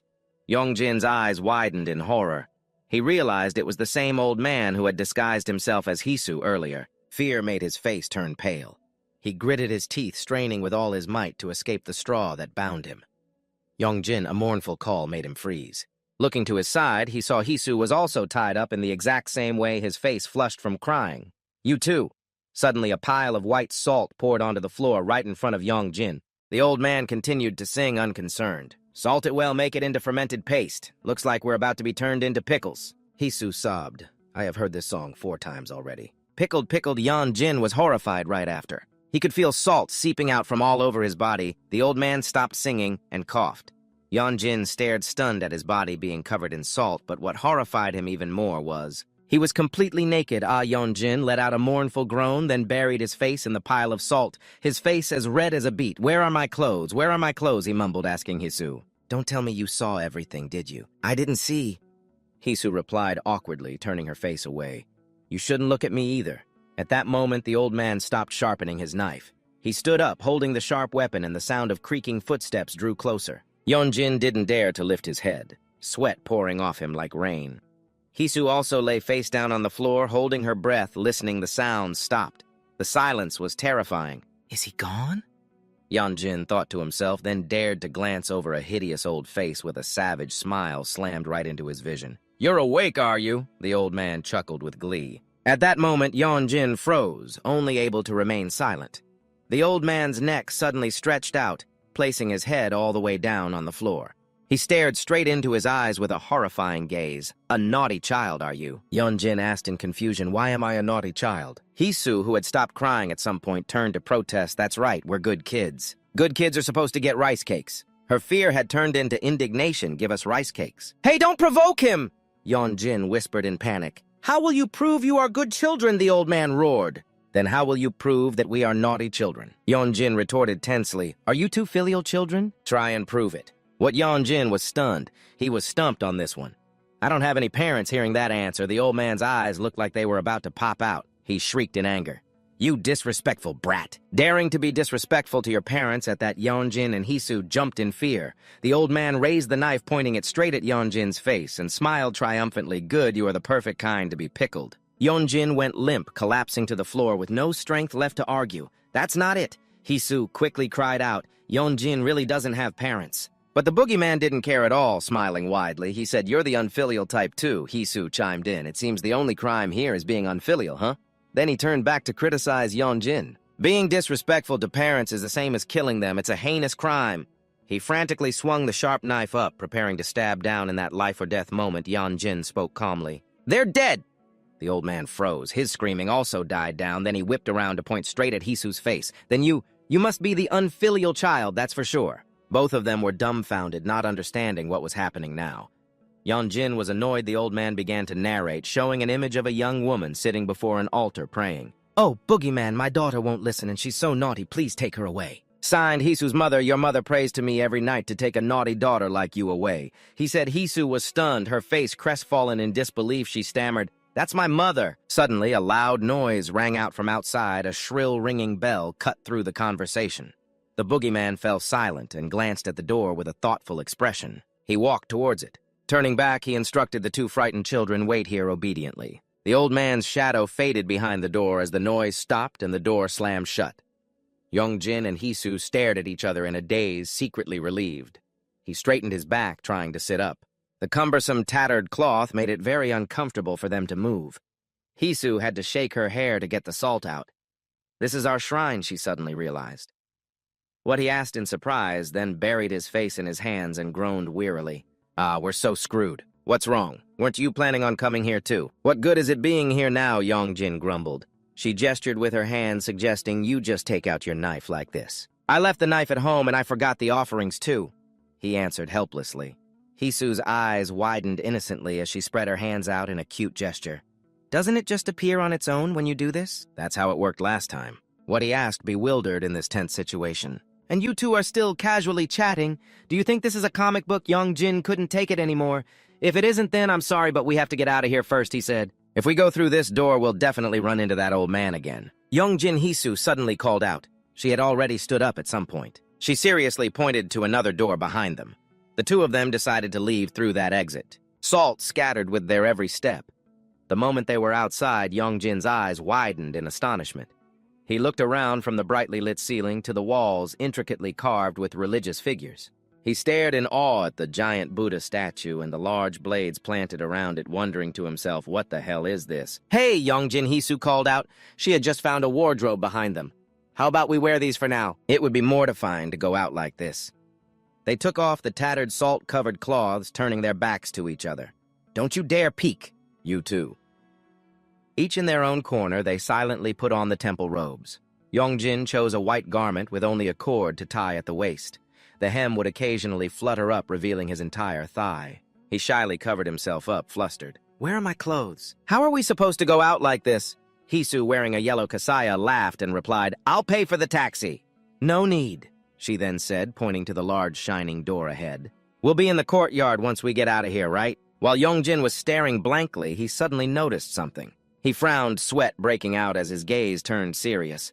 "Hey, outside that glowing door there's a pretty tall and large silhouette. I think someone's there," he said. The two of them fell silent, staring intently at the door. The silhouette drew very near. The door slowly opened, and a person in a red top and purple pants began to enter, tense and afraid. Yongjin and Hisu quickly hid inside a small cabinet in the corner. Outside, the sun was nearly set, and darkness was slowly blanketing the deserted temple courtyard, lit only by the fading twilight. After waiting in the cabinet for a while with no sign of movement, he wondered why it was so quiet. Yongjin risked reaching for the door, intending to crack it open for a peek. The moment he opened a tiny crack, a face was pressed right against it. Wide, staring eyes met his, the corners of its mouth curled into a horrifying smile. He pushed Hisu away, then became strangely calm. He quickly slammed the door shut, using his two hands to hold it tightly. Only then did he turn to Hisu with a grave expression. "We're dead!" "What is it?" she asked, a bit freaked out, but it was no use. The person outside easily pulled open the cabinet door on Hisu's side. A large figure appeared, its head obscured by the cabinet frame, which made it look even more terrifying. Hisu suddenly froze, as if she recognized the person. She grimaced and recoiled, calling out to Yongjin's complete surprise, "Mom." Immediately after, an arm reached in, grabbed her by the head, and violently dragged her out. Hisu screamed in pain. "Lee Hisu!" Yongjin screamed in panic, unable to do anything in time. The woman dragged her out and shoved her onto the cold, hard floor. Hisu trembled, not daring to lift her head as a cold voice spoke out. "You're back, and you didn't say a word." The dark figure slowly came into view. "Hisu," she called her daughter's name chillingly. "Mom was so worried, you know." She glared down at her daughter for a moment, then her eyes darted towards the closet. Her ice-cold gaze landed on the panicked face of Yongjin, who was still sitting stunned inside. She smirked as if to ask, "So you brought a friend home?" Yongjin tried to break the suffocating silence. He scrambled out from under the table, trying to act calm as he stood up and hastily brushed off his clothes. "Something urgent came up at home. I should probably get going." The woman stood there silently, the corners of her mouth curved into an unchanging smile. "Come and play again next time, okay?" Yongjin added, trying to dispel the terrifying silence. Hisu's face was filled with desperation. She looked up at him utterly confused, which made Yongjin even more tense. He turned to her and blurted out a lie. "Hey, Lee Hisu, I don't know the way back. Can you walk me home?" She still said nothing, just maintained a spine-chilling smile. Yongjin quickly grabbed Hisu's hand, and the two awkwardly turned to run outside. Suddenly, she puckered her lips and made a strange whistling sound. Just like before, the sound made Yongjin freeze in place, his feet feeling as if they were nailed to the floor. She slowly turned back, her voice soft, as if offering a reminder. "When you meet a friend's parents, you're supposed to greet them, aren't you?" An icy chill ran down Yongjin's spine. Bewildered, he looked down at his feet. A severed gray and disgusting hand was gripping his ankle tightly. Immediately after, countless other hands surged up from the floorboards. Clutching him tightly, dozens of skeletal, dried-up faces with deep, hollow eye sockets let out silent, desperate wails clinging to his body. Only then did Hisu's mother reveal her true form. Her eyes flashed sharply, her voice as cold as ice. "Insolent! Weren't you taught any manners?" Darkness rushed in, enveloping Yongjin along with countless ghostly arms. He was completely stunned and dazed. Yongjin, she called his name, her pupils constricting as her gaze locked onto him. Untaught children need to be taught a lesson. The evil spirits reached out, sending both him and Hisu sprawling. "Don't bother turning back." A triumphant smile spread across Hisu's mother's face. "Because you won't be able to leave this place anyway." Just then, a mysterious voice echoed from the doorway. "What do you think you're doing?" It was the boogeyman. He walked in dressed in tattered clothes. Hisu's mother glanced at him. "Honey, if you're finished, you should go." At that moment, the evil spirits clinging to Yongjin tightened their grip. The boogeyman narrowed his eyes, silent for a moment. As if she had read his mind, the woman replied, "That's him." "Is that so?" the boogeyman said coldly. Yongjin and Hisu looked at him with a faint glimmer of hope, but then he suddenly spoke his words, making them both turn pale. "These are good children." He criticized the woman. "But you are a terrible mother." He pointed directly at her face and growled, "And terrible parents also need to be punished." Hisu's mother scoffed. "Has this old man lost his mind? What do you know why you're trapped here?" she asked. "Let me tell you." She flicked a finger, and a strip of white silk flew out from nowhere surrounding the boogeyman. He swung his blade, slicing through it, but the silk ribbon immediately wrapped tightly around his hand and then bound his entire body. Hisu and Yongjin watched in horror. Completely wrapped in the silk, the boogeyman shrank in an instant. She pointed a finger, sealing him inside a porcelain jar. With a snap of her fingers, a talisman sealed the jar shut. "So old, yet so clueless," she said indifferently. "What good are you if you can't even recognize your own master?"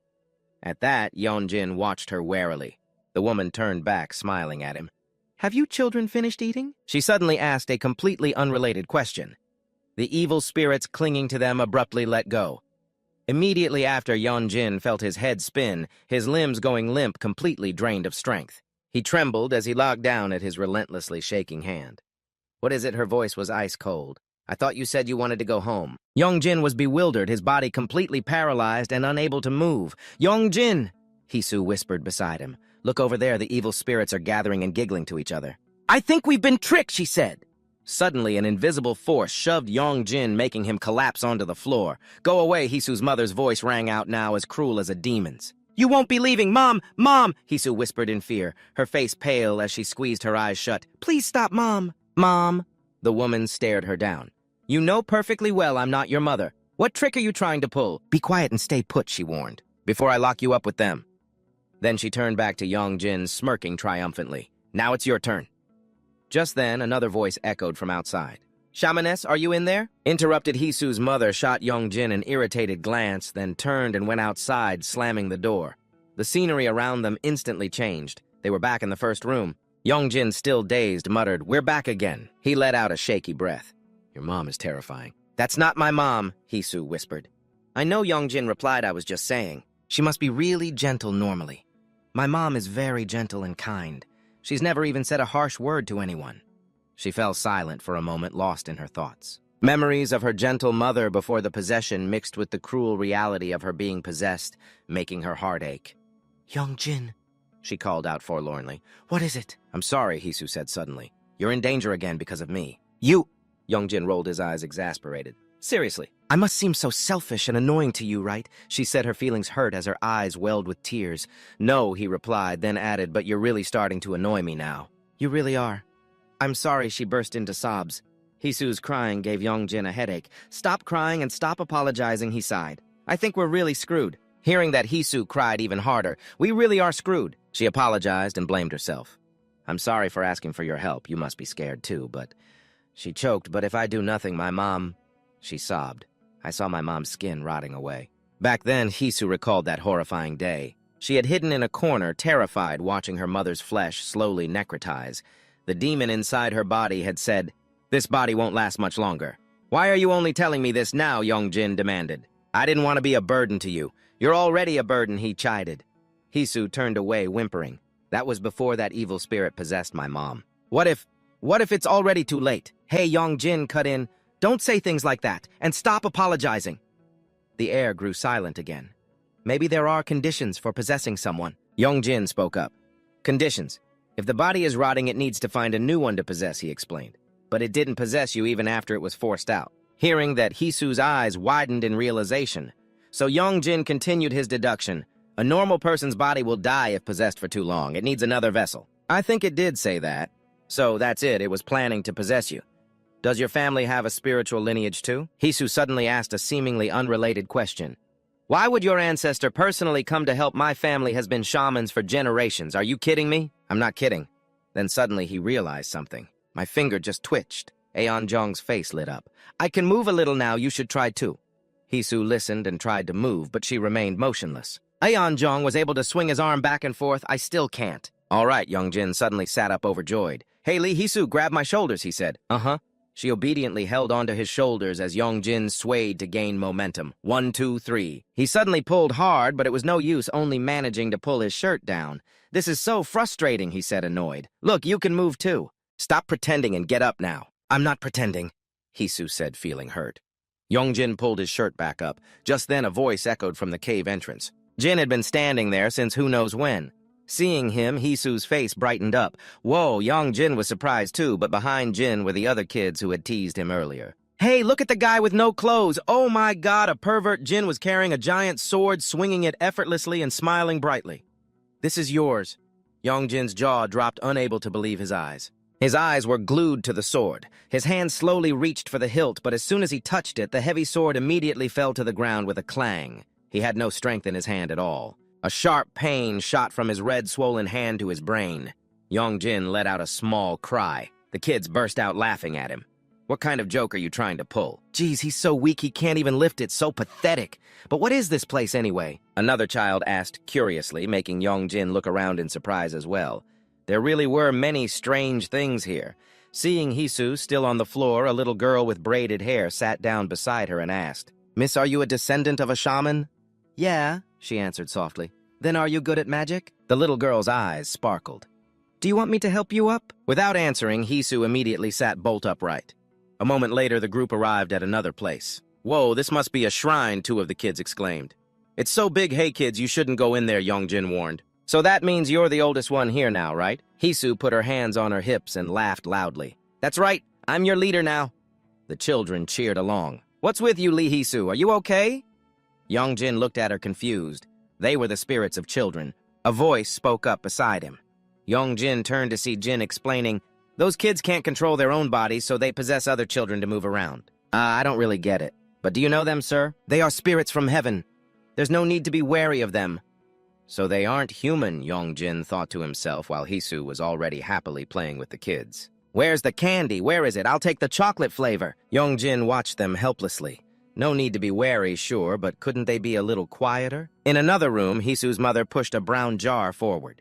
"Place this jar next to the child's bed while she sleeps," she instructed a haggard-looking young woman. The woman was being clung to by the spirit of a child. "But whatever you do, don't look inside." "Thank you, shaman," the young woman said gladly, taking the jar. She closed her eyes, covered half her face with a fan, and blew out a puff of faint red smoke. The spirit on the young woman's shoulder smelled it and immediately vanished. "For some reason, I feel so much better after talking to you." The young woman was surprised, a smile of relief appearing on her pale face. "My body feels lighter, too." She was using her energy to suppress those evil things. "So don't let your guard down," she said, lowering her fan. "If this method still doesn't work, we will have to perform an exorcism." "Yes, ma'am." "So how much will that be?" She smiled faintly. "Just take it." "I am trying to save you. What would I need money for?" The girl was stunned, then so moved she felt like she was looking at a living saint. Just leaving 10,000 won as a donation would be fine. The woman added in a gentle voice, "Yes, thank you so much, ma'am," as the girl bowed her head in thanks and left. The smile on the woman's face became unreadable, her eyes flashing with a wicked glint. "Either way, you will have to come back to give me a Thanksgiving offering." She thought to herself, "Next time you come, I might not be here. Oh, why is that?" Instead, a young boy will be sitting here. She said, an image of Yongjin flashing in her mind. "From now on, you can talk to that boy. I have already told him about your case." "What about you, shaman? I will be going up the mountain to meditate for a while." She smiled, but her eyes held a hidden meaning. "Don't worry, that kid may be young, but his spiritual power is very strong. Just treat him as if he were me." She gave a knowing smile. "He serves the same God as I do." Suddenly, a noise from outside caught her attention, startling the girl. "Is someone out there?" "It's nothing." She calmly took a sip of her tea. "I have a cat. It's probably just chasing a mouse." Outside the room, a sword clattered to the ground. "What are you doing?" one child scolded. "You're always breaking things. We can just clean it up." Meanwhile, Hisu approached a corner of the room. "What's this?" It was a brown jar. Curious, she reached out to open the lid. "Why's there a jar in a shrine?" Hey, don't touch that." Jin turned his head in panic and shouted. "Get back now," another child also warned. Loudly terrified, Hisu stumbled back, her hand accidentally knocking the lid off another nearby jar, A large explosion occurred, throwing Hisu far away. One of the children tried to use his power to catch her, but he also fell to the ground. "Hisu," the boy called out worriedly. Hisu gritted her teeth, the pain clear on her face as she sat up. What just happened? Yonjin, holding a sword, rushed towards her, shouting, "Lee Hisu, get out of the way!" Hisu turned around and froze. Floating right behind her was a faceless spirit with gnarled, deformed fingers. Horror drained the color from her face. Her eyes were vacant, her mind completely paralyzed. Yonjin gripped the sword, roared, and with all his might threw it straight into the middle of the spirit. The sword pierced through it and stuck firmly into the wall behind the demon, vanished into thin air. The children standing by clapped and cheered. Yonjin panted, his whole body exhausted. Suddenly, a cold voice rang out, "So many little mice." Yonjin froze, his entire body stiffening. Hisu's mother stepped out. "You're all being too loud." The children turned their heads to look at her. She turned to Yonjin, her voice dark. "Yonjin, are you all recovered now?" Yonjin didn't react, just stood there, frozen. A horrifying laughter began to echo. He glanced fearfully at Hisu's mother. She was smiling demonically, her blank white eyes glowing with a fiery red light. "You truly have a perfect body." Yonjin and Hisu stared in horror as she slowly approached. "You should have stayed hidden." "Stay out of my business, you fool." Yeonjong's face went white. Yeon gritted his teeth, unable to speak a word. She took a long drag from her pipe and blew out a plume of red smoke. Just then, the child spirits all inhaled the smoke. They stood up together, moving soullessly as if under control. "Are you planning to use those evil spirits?" To play your wicked games again? A clear voice rang out, catching her attention. A child holding prayer beads stood in front of the other spirits, a soft blue light glowing from his body. I will not let that happen. You have done a very bad thing, haven't you? Hisu's mother scoffed, her expression filled with contempt. A shaman doing something like this. The child in red spoke up. It's always the shamans with the strongest spiritual powers who commit such evil deeds. The child in blue retorted, his eyes flashing as he angrily questioned her. Where are the fingers of these children? She said nothing, just sneered in contempt. Just at that moment, a voice made her turn her head. Shaman. The girl holding the jar stammered, What is this? Her face was pale and sweaty, her terrified eyes glancing in another direction. Yongjin was also scared. He followed her gaze and their eyes met. The jar in the girl's hands suddenly cracked. A bizarre red light flared from the fissure. The jar shattered and something like an orb burst out. It morphed into a monstrous spirit, its mouth agape as it lunged at Yongjin. Terrified, he instinctively raised his arms to defend himself. No, that body is mine, the spirit screamed. It opened its mouth wide to devour him, but just at that moment, it suddenly exploded, collapsing in front of Yongjin. A cold voice rang out, How dare you? Hisu's mother clenched her fists, her eyes full of contempt. How could it be yours, her eyes? Her blazing red eyes showed absolute possessiveness. It is mine, Yongjin's mother watched, scared out of her mind. A giant black circle appeared right in front of Hisu's mother. She clicked her tongue and looked at the girl lying motionless on the floor. One down. Suddenly the sound of chanting began. Startled, she spun around to see the children with their hands together endlessly reciting a mantra. They had her surrounded. Full of tricks, aren't you? She scoffed and pulled the pin from her hair. These childish tricks. She used the pin to cut her finger, making it bleed. The drops of her blood fell and spread across the ground like red serpents coalescing into the two crimson words for grudge. This level of resentment. The boy stared in astonishment at the evil energy. The woman's face was now terrifyingly fierce, her smile stretching from ear to ear. It won't be that easy. She thought of the angry citizens, the protests, the mountains of resentment.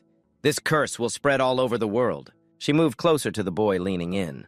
Why believe in all that nonsense about gods, she whispered. You asked where the fingers were, right? She opened her mouth wide. Inside, instead of a tongue and teeth, were innumerable children's fingers. The boy witnessed the horrifying scene. He screamed in terror. The desperate cry seemed to please her greatly, and she let out a loud laugh. A red aura radiated from her like a magnet. It attracted countless demons and ghouls. The little girl looked closely at the figures in front of them and recoiled in shock. Brother, these kids. Before she could finish, she was seized with terror as she saw the mindless monsters charging at the boy, their shadowy forms opening their mouths menacingly. Meanwhile, Hisu's mother was drawing a strange aura into herself. The little girl quickly dashed forward to shield something. But with a thud, she fell to the ground. The boy beside her saw it and cried out her name in worry-han. But then he was struck by a horrifying realization. Those fetuses, have they been possessed by demons? She looked at the deformed spirits, her heart aching.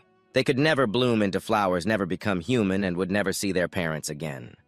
The little girl's eyes welled up with tears. Shimmering tears rolled down her cheeks. What can I do? They're so pitiful! The little girl shouted in despair. Wake up, everyone! Let's go see your mothers! The three women smirked contemptuously. What kind of pathetic show is this? She ignored them, continuing to absorb the stream of energy. The ghosts went berserk, frantically rushing at the little girl. Seeing this, the little boy trembled and screamed, glaring up at her with eyes full of rage. You think you won't be punished for this? Suddenly, a hand from behind slammed the boy's head to the ground. Despite the pain, he struggled to look up and threaten her. When my brother gets here, you're dead for sure. She merely glanced at him and smirked. Her tone was dripping with mockery. Go on, give it a try. Call your brother or anyone else for that matter. I'll send all of you to the other side at once. As she spoke, an invisible hand gripped the boy's head, gradually blocking his vision. Through a tiny opening, he could see she paid him no mind. She turned around, her gaze cold and triumphant. Now there's no one left to stand in my way. Shall we get back to work? After this, I'll become a god. Ah, no. Something even greater than that. Yunjin glared at her with hatred while Hisu's eyes flickered with fear beside him. Yunjin gritted his teeth, helpless as the woman reached out to touch his head. Suddenly, something sliced through the air, forcing her to stumble back a few steps. It was a knife thrown with such force that it lodged deep in the wall behind her. Before she could recover from the shock, a mocking voice rang out. A god, and even greater than a god, how ridiculous. Since when did a human like you dare to even mention the title of a god? The speaker was Zin in the form of a dog, yet his entire body radiated a sharp, oppressive aura. The woman clutched her bleeding wrist in astonishment. A dog, she muttered, staring at the dog standing steadily on her magic circle. To still be standing like that? It's no ordinary dog? Jin frowned. It seems you can't see my true form. Your eyes must have lost their spiritual power, haven't they? The woman probed suspiciously. What in the world are you? A small light began to glow from beneath Jin's feet, growing brighter until it completely enveloped him. In the aftermath of the light, Jin appeared in his true form as a god. He stood there with his arms crossed and an arrogant look on his face. A god? What else would I be? Both Yoon-jin and Hisu were completely astonished. Hisu's mother was stunned, unable to believe what she was seeing. To the two terrified children, Jin's appearance was like a final lifeline. Hisu's mother gritted her teeth, her eyes wide in disbelief. A god. But Jin's face remained impassive. Can you see my true form now? After a moment of shock, she suddenly smirked, seemingly confident of her victory. She then let out a grotesque laugh. Well, you're quite a handsome gentleman. Jin just gave a light, contemptuous smile. The two faced each other, neither willing to yield. The woman continued, You'd better stay in that form, if you don't want to die in the body of a dog. She narrowed her eyes, studying Jin's clothes. He looks like some kind of martial god. Yoon-jin was puzzled. What is this? Why is the ancestor just standing there? Jin calmly watched her babble, but his gaze suddenly flickered over to Yoon-jin. From Jin's point of view, the boy was sitting listlessly on the ground, devoid of any strength. He was surrounded by streams of red energy. Hisu's mother noticed Jin's distraction and asked, Where are you looking? It's nothing, Jin replied. It's just that you're in a human body, so I was hesitating a little. Yoon-jin seemed to realize that Jin was planning something. He thought to himself, Is the ancestor planning to do something involving me? In this state, pushing her doubts aside, she began to chant a spell, a smirk forming on her face. Is that all you've got? If you claim to be a god, then let's see if you can block an attack from a shaman. With those words, she launched an attack of terrifying power toward Jin, grandfather Yeon. Jin screamed in fear. She sent Jin flying with just one move. The woman clicked her tongue. And you dare to call yourself a god? Just as I thought all bark and no bite, she thought triumphantly, her eyes glinting with a deadly red light. If you were truly a god, then expelling me from this body would be a simple matter. Jin remained silent and motionless, enduring the humiliation. Has this so-called god been tamed into a stray dog? She sneered. Yeon-jin was utterly bewildered, his mouth agape and speechless. To think he dared to pretend to be a god? Suddenly her gaze shifted to Yeon-jin. It made his face turn pale. Yeon-jin, is this all your little group has to offer? Her eyes lit up, her smile growing with excitement. Well then, be a good boy and hand that body over to me now. He hung his head in fear. I will be merciful and spare your friends. The more of a scene you make, the worse it will be for you. Hisu's mother's large hand reached for Yeon-jin. More accurately, she grabbed him by the collar and yanked him close. She growled, You don't have a choice. Though terrified, Yeon-jin tried to act tough. Why not? What if I bite my tongue and kill myself right here? Before he could finish, Hisu's mother cut him off. Go ahead if you have the guts. I will seize your body before you have the chance to die completely. She said, her expression growing more and more ecstatic. I am far greater now than I ever was before. Suddenly, a weak voice interrupted. Annoyed, Hisu's mother glanced in that direction. A small but determined hand was clutching her dress. It was Hisu. The girl was sprawled on the ground, drained of all strength, but her hand still gripped the woman's clothes, trembling as she said, Don't do this. Hisu, Yeon-jin looked at her with worry. Please get out of my mother's body. Hisu pleaded in anguish, tears streaming down her face. Then her tone suddenly changed as she commanded, Get out of there this instant. The woman's gaze remained unshaken, but when she heard the little girl choke out the word, Mom, her body seemed to lose control for a moment. She abruptly kicked the little girl away without mercy. The act was so sudden it left Yeon-jin frozen. You thought I wouldn't dare to kill you. Is that why I've let you live until now? She wearily held her forehead, looking down at the motionless Hisu. It's simply because you are still useful to me. She began to chant another spell before Yeon-jin's horrified eyes. Don't worry, I'll send your precious mother along with you soon enough. Seeing Hisu in mortal danger, Yeon-jin screamed in desperation and lunged to protect her. The little girl just smiled gently, as if offering a final word of comfort. I'm sorry. Yeon-jin froze as he watched her shut her eyes tightly. As she accepted her death, he roared and charged forward in a desperate attempt. But for some reason, the spell from Hisu's mother vanished just before it reached her. And then a child's tender voice called out, Mommy! The scene suddenly shifted, returning to the past. A young Hisu was holding a string of beads. Here, this is a bracelet made from the seeds of a Bodhi tree, her mother explained affectionately. They're very popular right now. You should try wearing it. Hisu looked at the oversized bracelet on her wrist.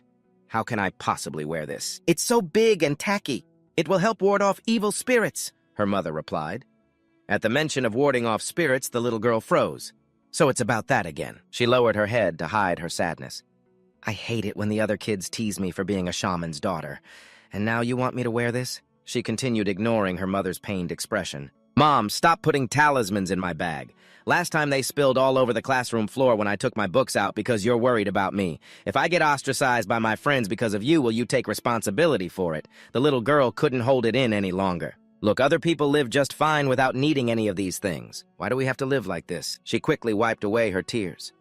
I hate it so much. Then what about this talisman, her mother asked.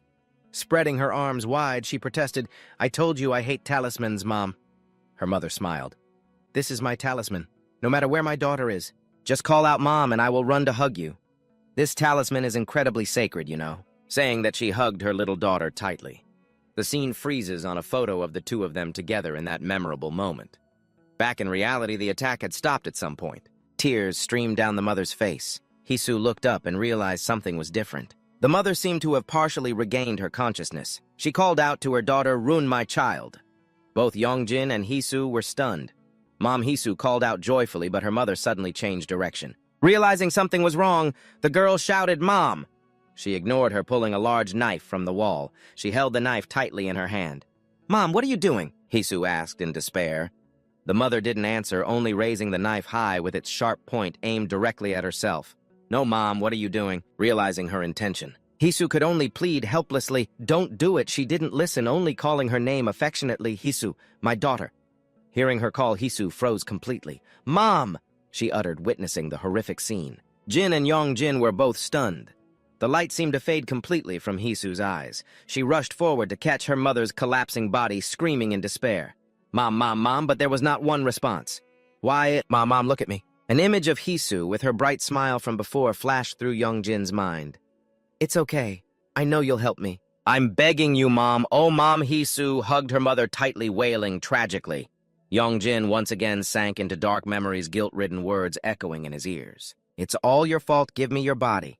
He covered his face as images of countless people crying and criticizing him appeared. You should never have existed. You killed your own parents, you demon. From the wound on Hisu's mother, an evil spirit crawled out. It furiously demanded, You bitch, how dare you do this? Seeing it appear, Hisu's eyes glared with rage. You bastards!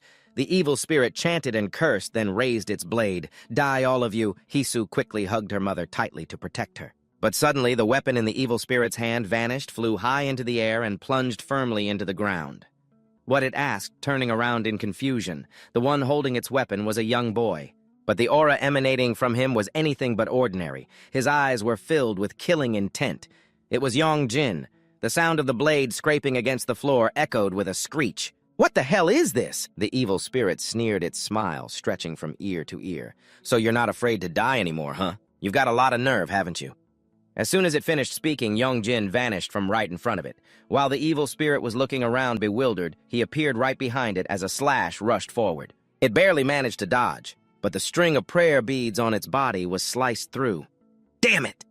The evil spirit stepped back, looking at the beads scattered on the floor. What is happening? How is my magic broken?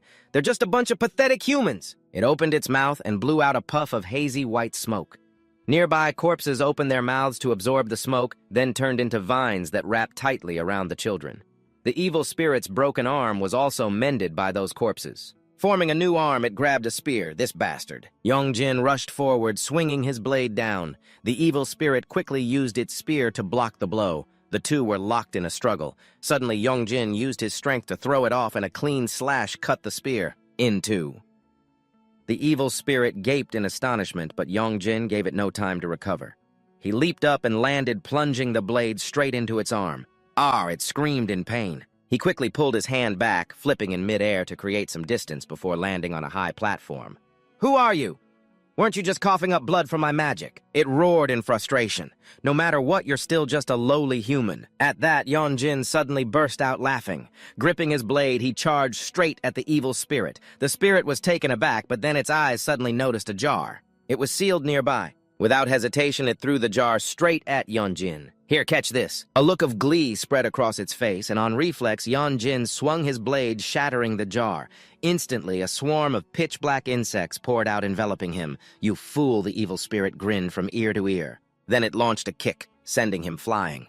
To stop himself, Jin plunged his blade into the ground, anchoring his body. He looked up, his eyes filled with hatred for the monster before him. The evil spirit laughed, its voice full of mockery. That's no ordinary demonic creature. It was created from goo poison. You're not strong enough to take it down, kiddo. The giant monster with a centipede's body and a demon's face looked absolutely hideous. Jin stood firm facing it. Outwardly, he seemed calm, but he knew his injuries were worse than expected. I'll have to revert to a human form, the evil spirit thought, eyeing the woman lying motionless on the floor. I'll just borrow this body for a bit. It grabbed the girl by the neck. I don't really like this, but you wouldn't dare attack your own kind, would you? The spirit breathed a cloud of white smoke into the girl, and she instantly absorbed it. Suddenly, an earth-shattering boom resounded as the wall was smashed through. The evil spirit flinched and turned to see an unbelievable sight. Jin, with just one hand, had sliced the demon-faced centipede monster clean in two. As Jin turned to look at it, the evil spirit felt a cold chill run down its spine, to sever the goo-poison creature with a single strike. Suddenly, it burst into a distorted laugh, unbelievably stupid. A slash like that won't kill it. And right at that moment, the cells inside the centipede began to stir. You've only made it multiply. From the two severed halves, two new monsters formed. They roared in unison. Hey, the evil spirit commanded, don't kill that kid. Just restrain him. I need that body to become a god. But then its ears were filled with the horrific screams of the monsters. It turned back in shock. Both of the two centipedes were no longer moving. Jin alone had created this entire mess. The evil spirit stared dumbfounded. Jin turned to look at it, lightly licking his lips. The spirit, startled, fell and scrambled backward. Impossible. He even eats demons! The spirit inside Hisu's mother watched speechless as Jin approached. Jin, in his puppy form, also sensed something was wrong and ran toward him. Hey! Jin turned his pupils glowing red with killing intent. He swung his blade down. The blade struck the ground, sending shards of stone flying past Jin, missing him by mere millimeters. With that, he turned and walked away, leaving Jin staring wide-eyed in horror. The demoness was utterly terrified seeing him approach.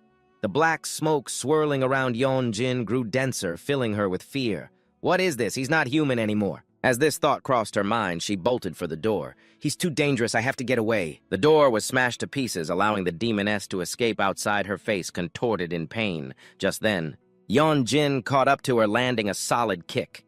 He came down with one foot on the back of her neck, smashing her face into the ground and grinding it along the stone floor. The demoness's entire face was covered in dirt and dust. Jin's foot felt as heavy as a mountain, pinning her down. Seeing his blade rise, the demoness panicked. The moment Jin lifted his foot, she tried to escape. Seeing his prey trying to flee, he kicked her again, sending her face first into the dirt. Jin's expression was calm, as if looking at an insect. Flickering images like a movie reel began to surface in his mind. The scene of a person falling cursed by the world. The more she remembered, the more frantic she became. No. But the nightmare of a funeral pyre with the girl upon it continued to haunt her. She was unwilling to accept it, for I am a god. Wails, cries, and the crackling of fire echoed in her ears, the last sight a distorted smile in a sea of flames. The scene changed again to a clear blue day with silk banners fluttering in the wind. Offerings piled up like mountains, money, white rice fruit, and even a whole roasted pig. The villagers bowed their heads, reverently uttering solemn prayers. Before them, the village sorceress, a fan in one hand and a bell in the other, was performing the concluding rites. The sorceress turned and smiled. The gods have heard our prayers, it will rain tomorrow. But the next day, the sun was still blazing. The sorceress's hands trembled, her pupils shrinking. Why? She silently asked herself 1,000 times why it wasn't raining. Then, in a rage, she kicked over the ceremonial altar. Damn it, how did it come to this? Sweat poured down her face. I can't feel anything anymore. Has my magic weakened? No one will respect me now. The villagers have all gone. Why? She looked at the sacred painting that had hung there for so many years. A fear crept into her mind. Could it be that there are no gods at all? She pondered this absurd theory. The sorceress stood there dazed. That's right. From the very beginning, it was all due to my own talent. She was suddenly pulled back to reality by whispers. The few remaining villagers stared at her, then scurried away in fear. Seeing herself ostracized, the sorceress's mood soured even more. In a rundown tavern, rumors spread faster than the effects of alcohol. Hey, what's up with that sorceress? They say the gods punished her and she lost all her powers. A drunkard slurred in response. Is that so? I also heard she destroyed her own shrine with her bare hands. What a fraud. I never believed her from the start. But they didn't know the sorceress was standing right behind them, listening to their every word. Her ice-cold voice rang out, making one of the men choke on his drink. A great plague is coming to this village. You must make offerings to the gods if you wish to survive. But times had changed. The villagers looked at her with contempt. Offerings, offerings. What are you talking about? We're out of rice. What can we offer? Are you telling us to go steal or rob? Another person added. Come on now, a smirking man cut in. She's praying for the whole village after all. Pray for what? She has no magic left. She's just trying to fool us. Everyone drove her away contemptuously. Why should we believe a woman like you? What plague? You're just lying. Get out of our sight, you crazy hag. She growled, You dare. The jeering crowd was suddenly silenced. Her eyes looked as if she wanted to eat them alive. You dare look down on a sorceress like me. Aren't you afraid of being punished by the gods? With that, she let out a maniacal laugh. The crowd, as if provoked, watched as a scruffy bearded man pointed right in her face. You hag, you say you were chosen by the gods. Then why have none of your recent spells worked? It's all lies. We're about to die from this plague and you're still spouting nonsense. The sorceress said nothing, only fixing him with a stare as if locking onto her prey. A few days later, oh my God, Mr. Kim has passed away, some neighboring women whispered. As soon as the sorceress left, trouble befell our village. Mr. Kim cursed her and disbelieved the gods, and now his entire family has gotten sick and died. His wife and children are also bedridden with sickness, hiding behind a nearby wall. The sorceress listened, a satisfied smile spreading across her lips. She knew it wouldn't be long before they begged her to return. The gods are truly not to be underestimated. This all happened because Mr. Kim kept saying the sorceress had lost her powers. I hear the Park family is also holding an exorcism ritual. After all the evil they've done and their struggles to have children, now they have to beg the gods. In a cheerful mood, the female shaman gently blew a wisp of black smoke from the fresh corpses. Countless invisible, hungry ghosts crawled out obediently, slithering onto her as she departed, leaving behind a crowd of people being consumed by fear who could now only rely on her. Hey, Dongi's mother, watch your little girl carefully. It's chaotic these days, don't let her go out at night. After that, wealth and fame returned to the shaman. In the midst of the requiem ceremonies, the woman wore a satisfied smile. Some time passed. In the dead of night, a desperate cry rang out, Dongi, my child! The mother sobbed, her tears streaming down as the villagers heard what happened. They were terrified. What's wrong? The little girl is missing. I told you not to let her go out at night. A ghost must have taken her. Don't say such terrible things. She probably just got lost somewhere. Everyone please hurry and help find her. Under the full moon, in a dark and gloomy corner, a skinny little girl lay curled up on the cold ground. She shivered, clutching her stomach, her body nothing but skin and bones. The female shaman smiled and called out, Come now, my girl!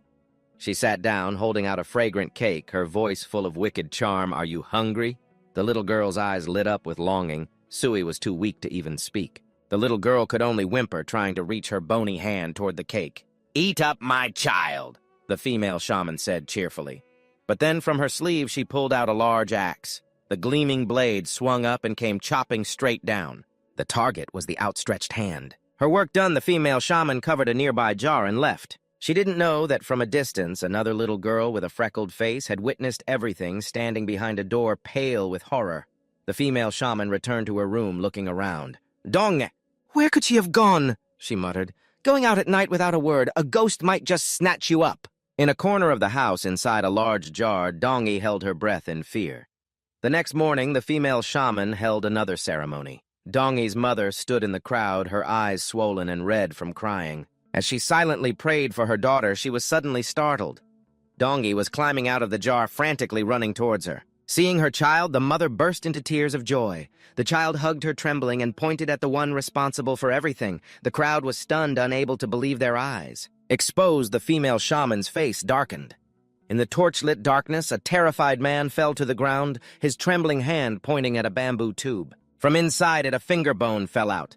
The parents who had lost their child screamed in agony. The female shaman was quickly bound as the air filled with curses. Give me back my child, you vicious demon! She sneered. Regretting it now, are you? What? The female shaman laid it all bare. You're the ones who wanted this. When you wanted to use me, you said nothing, but the moment your own interests are threatened, you all start screaming. Your children are dead because of your own bottomless greed. Her words made the villagers turn pale. You fools will pay the price, she hissed through her teeth. The villagers could take it no more, hurling spit and a torrent of curses at her. You mad woman, aren't you afraid of divine punishment? The female shaman's smile twisted. The gods. Why on earth would I be afraid of them? If the gods truly existed, I wouldn't have survived until this very day. From the crowd, a woman snatched a torch and charged forward in a frenzy, throwing it right at the shaman. Die! The grieving mother's curse echoed as the flames caught the straw and wood slowly spreading to her body. But the hag remained divinely calm. Even if a god were to manifest, it could do nothing to me. The villagers stared dumbfounded as she was burned alive, the sorceress's mouth stretching into a grin from ear to ear. Now that I am here, all of you will die. Her voice mingled with the flames. I am a god, the god of hatred, the god of greed. All of you are nourishing my power. Her body turned to ash, but her ghastly voice still echoed. I will become the incarnation of a god. Just then, on the ground, 2 red streaks of light slowly connected, forming a magic circle that trapped Yeonjin and the demoness. The moment it appeared, countless jars trembled and then exploded in unison, releasing innumerable red streams of energy that looked like snakes and centipedes. They rushed forward to coil around the demoness, devouring the resentful energy, and from the dying embers the demon was reborn. Now it's time to punish you all. The demoness's 2 eyes lit up like headlights as she charged at Yeonjin. Countless snakes and centipedes lashed at him relentlessly, but Yeonjin still dodged with ease. I will kill you all. The demoness shrieked, the flames around her body flaring violently. She once again unleashed her attack, the power of resentment. The kids and Hisu were terrified. Brother, be careful. Oh, one of the children looked at the cleaver, straining to block the demoness's attack, and thought to himself, right now he looks even scarier than that demon. On Yeonjin's face was a truly villainous smile. He lifted the cleaver high. The demoness was astonished. The blade, like the wind, swept lightly past her, severing all the snakes and centipedes around her body. Cut into many pieces, the demoness groaned and fell. From her severed arm, new snakes began to sprout. She seized the opportunity to shoot out innumerable red threads. Die. Yeonjin leaped high into the air, slicing down several threads. The demoness watched in horror. From mid-air, Yeonjin swung his cleaver again. The black smoke around him gathered gradually, forming a layer of dragon scales. Half of his eye suddenly turned white. Enveloping him was a giant black dragon. Great-great-grandfather Jin in his dog form was also dumbfounded. Yeonjin raised the cleaver and the dragon's body moved. At the same time, the demoness once again released countless snakes and centipedes. What is that kid planning to do? Jin panicked upon seeing the dragon and centipedes about to tear each other apart. In the distance, a folding fan opened. The bodies of the demoness and Yeonjin were simultaneously frozen, as if their pressure points had been struck. Wind shatter. A clear voice rang out as a tornado tore through the air, separating the 2 entities. The tornado shattered the demoness, leaving only a few muffled cries. Then it sent Yeonjin flying as well. The fan folded, and the wind dissipated. Yeonjin looked up full of questions. The owner of the fan spoke. Arctic cold. A frosty, cold aura rushed out from the fan, coiling around Yeonjin and encasing him like a cage. The person lifted the fan and formed a hand seal. Yeonjin's hand holding the cleaver immediately let go. His consciousness finally returned. The one who had just acted was the zodiac god, the celestial one with world-weary eyes who had been silent from the very beginning. The kids ran over excitedly. Brother, the demoness who had been blown away, still tried to drag herself towards the children. Seeing how legendarily tenacious she was, they were terrified. What is that? It's so creepy. The celestial one just glanced over indifferently. What are you? The demoness whispered, her twig-like arm trying to reach for him. That power. How can you use the authority of the mountain god? The boy's eyes looked at her as if she were an imbecile. He uttered a few words with extreme arrogance. Because I am a god. What the celestial one slowly continued. The zodiac god. His entire being exuded an arrogance befitting a celestial lord. A god! The demoness was stunned. A god! Her worn-down fangs trembled, drool dripping incessantly. Is it really a god? The clear eyes of the children watched tensely. Tears began to stream from the demoness's empty eye sockets. She dragged her twisted feet step by step, and her hand clutched tightly onto the god's robe. Why? Her voice was filled with resentment. Why didn't you listen to my prayers? Why did you never come? She remembered the most desperate moment of her life. Why? When I needed you most. Where were you? If you had appeared sooner, I wouldn't have ended up like this. Why did you let me die? What kind of god abandons their own believer? The god only felt as if he were listening to a joke. He lightly flicked her filthy hand away and dusted off his robe. Prayers, look at the state of you. The state. You undoubtedly only prayed for your own filthy, selfish gains. No god would listen to prayers like that. As soon as he finished speaking, countless small demons suddenly emerged from the demoness's sleeves. They drained the last of her life force. You were blinded by immediate gain, forgot your duties as a sorceress, and committed the 10 evils. The Celestial One coldly listed her crimes. No, the demoness screamed. What's unfair about it, he sneered. Can't you see the souls who died unjustly at your hands? They started it first, she still tried to justify herself. Tien Thuong was silent, his aura as cold as ice. Even if you were torn apart and burned alive 1,000 times, it could not compare to the injustice they suffered. I sentence you to hell! The fan in his hand opened, a sickle-shaped seal appeared on his forehead, and a black whirlwind-like aura swallowed the demoness. No, it cannot be, it trembled. Save me, I cannot die like this, it begged. Tien Thuong's eyes just watched it coldly like a cat toying with a mouse. Please save me, it is over. The black whirlwind rushed in and tore the demoness to shreds until she vanished completely. The kids looked at their brother with admiration. How was the human? Tien Thuong turned and asked. The human, a child panicked. She has been stabbed. The evening shadows dyed the sky red. Tien Thuong walked over to Hisu and her mother. Seeing the stranger, Hisu hugged her mother tightly in fear. Still breathing, he mumbled. He opened his fan, the symbol on it changing. A flower bloomed above Hisu's head as he waved the fan, and countless petals enveloped her mother. They healed the wound on her arm and then stitched up the deep stab wound in her stomach. Life gradually returned to her face. Hisu stared in awe at the beautiful sight. Tien Thuong closed his fan and the flowers vanished, leaving a trail of light surrounding the mother. Mom Hisu gently shook her. She is just sleeping, do not worry, Tien Thuong reassured her. Hisu looked at her mother, trembling. A gentle smile, just like before, had bloomed on her lips. Tears streamed down her face again. How is this possible? This is wonderful, sis, a little girl said happily. Our big brother is a great god from the heavens, the kids boasted proudly. Among the 12 earthly branch gods. He is the first god, this is child's play for him. Astonished. Hisu quickly bowed her head in gratitude. Thank you, my lord. Tien Thuong covered his mouth and coughed, hiding a dark red bloodstain on his sleeve. There is no need for thanks, he said. May I ask a favor of you? His arm trembled as he gripped the fan. He had used too much power today. He had to lightly wave his fan to sweep away the small demons surrounding 2 other people as the glass that imprisoned them shattered when the other spellcaster awoke. Please collect the fingers of these children and perform a rite to help their souls pass on. With that, Tien Thuong departed. Outside in the twilight hues, the atmosphere was eerily quiet. Tien Thuong stood there. His eyes held a hint of amusement as he looked at Yeon Jin, who was still floating in the mist. Next to him was a puppy. Hey, he called out, startling Jin in his puppy form. Let's go. Tien Thuong approached Yeon Jin, raised his fan, and gave him a light tap on the top of his head. Yeon Jin slowly opened his eyes, waking from his coma. He stared bewilderedly at the stranger standing before him. Moreover, he was enveloped in a cloud of white smoke, which made him even more confused.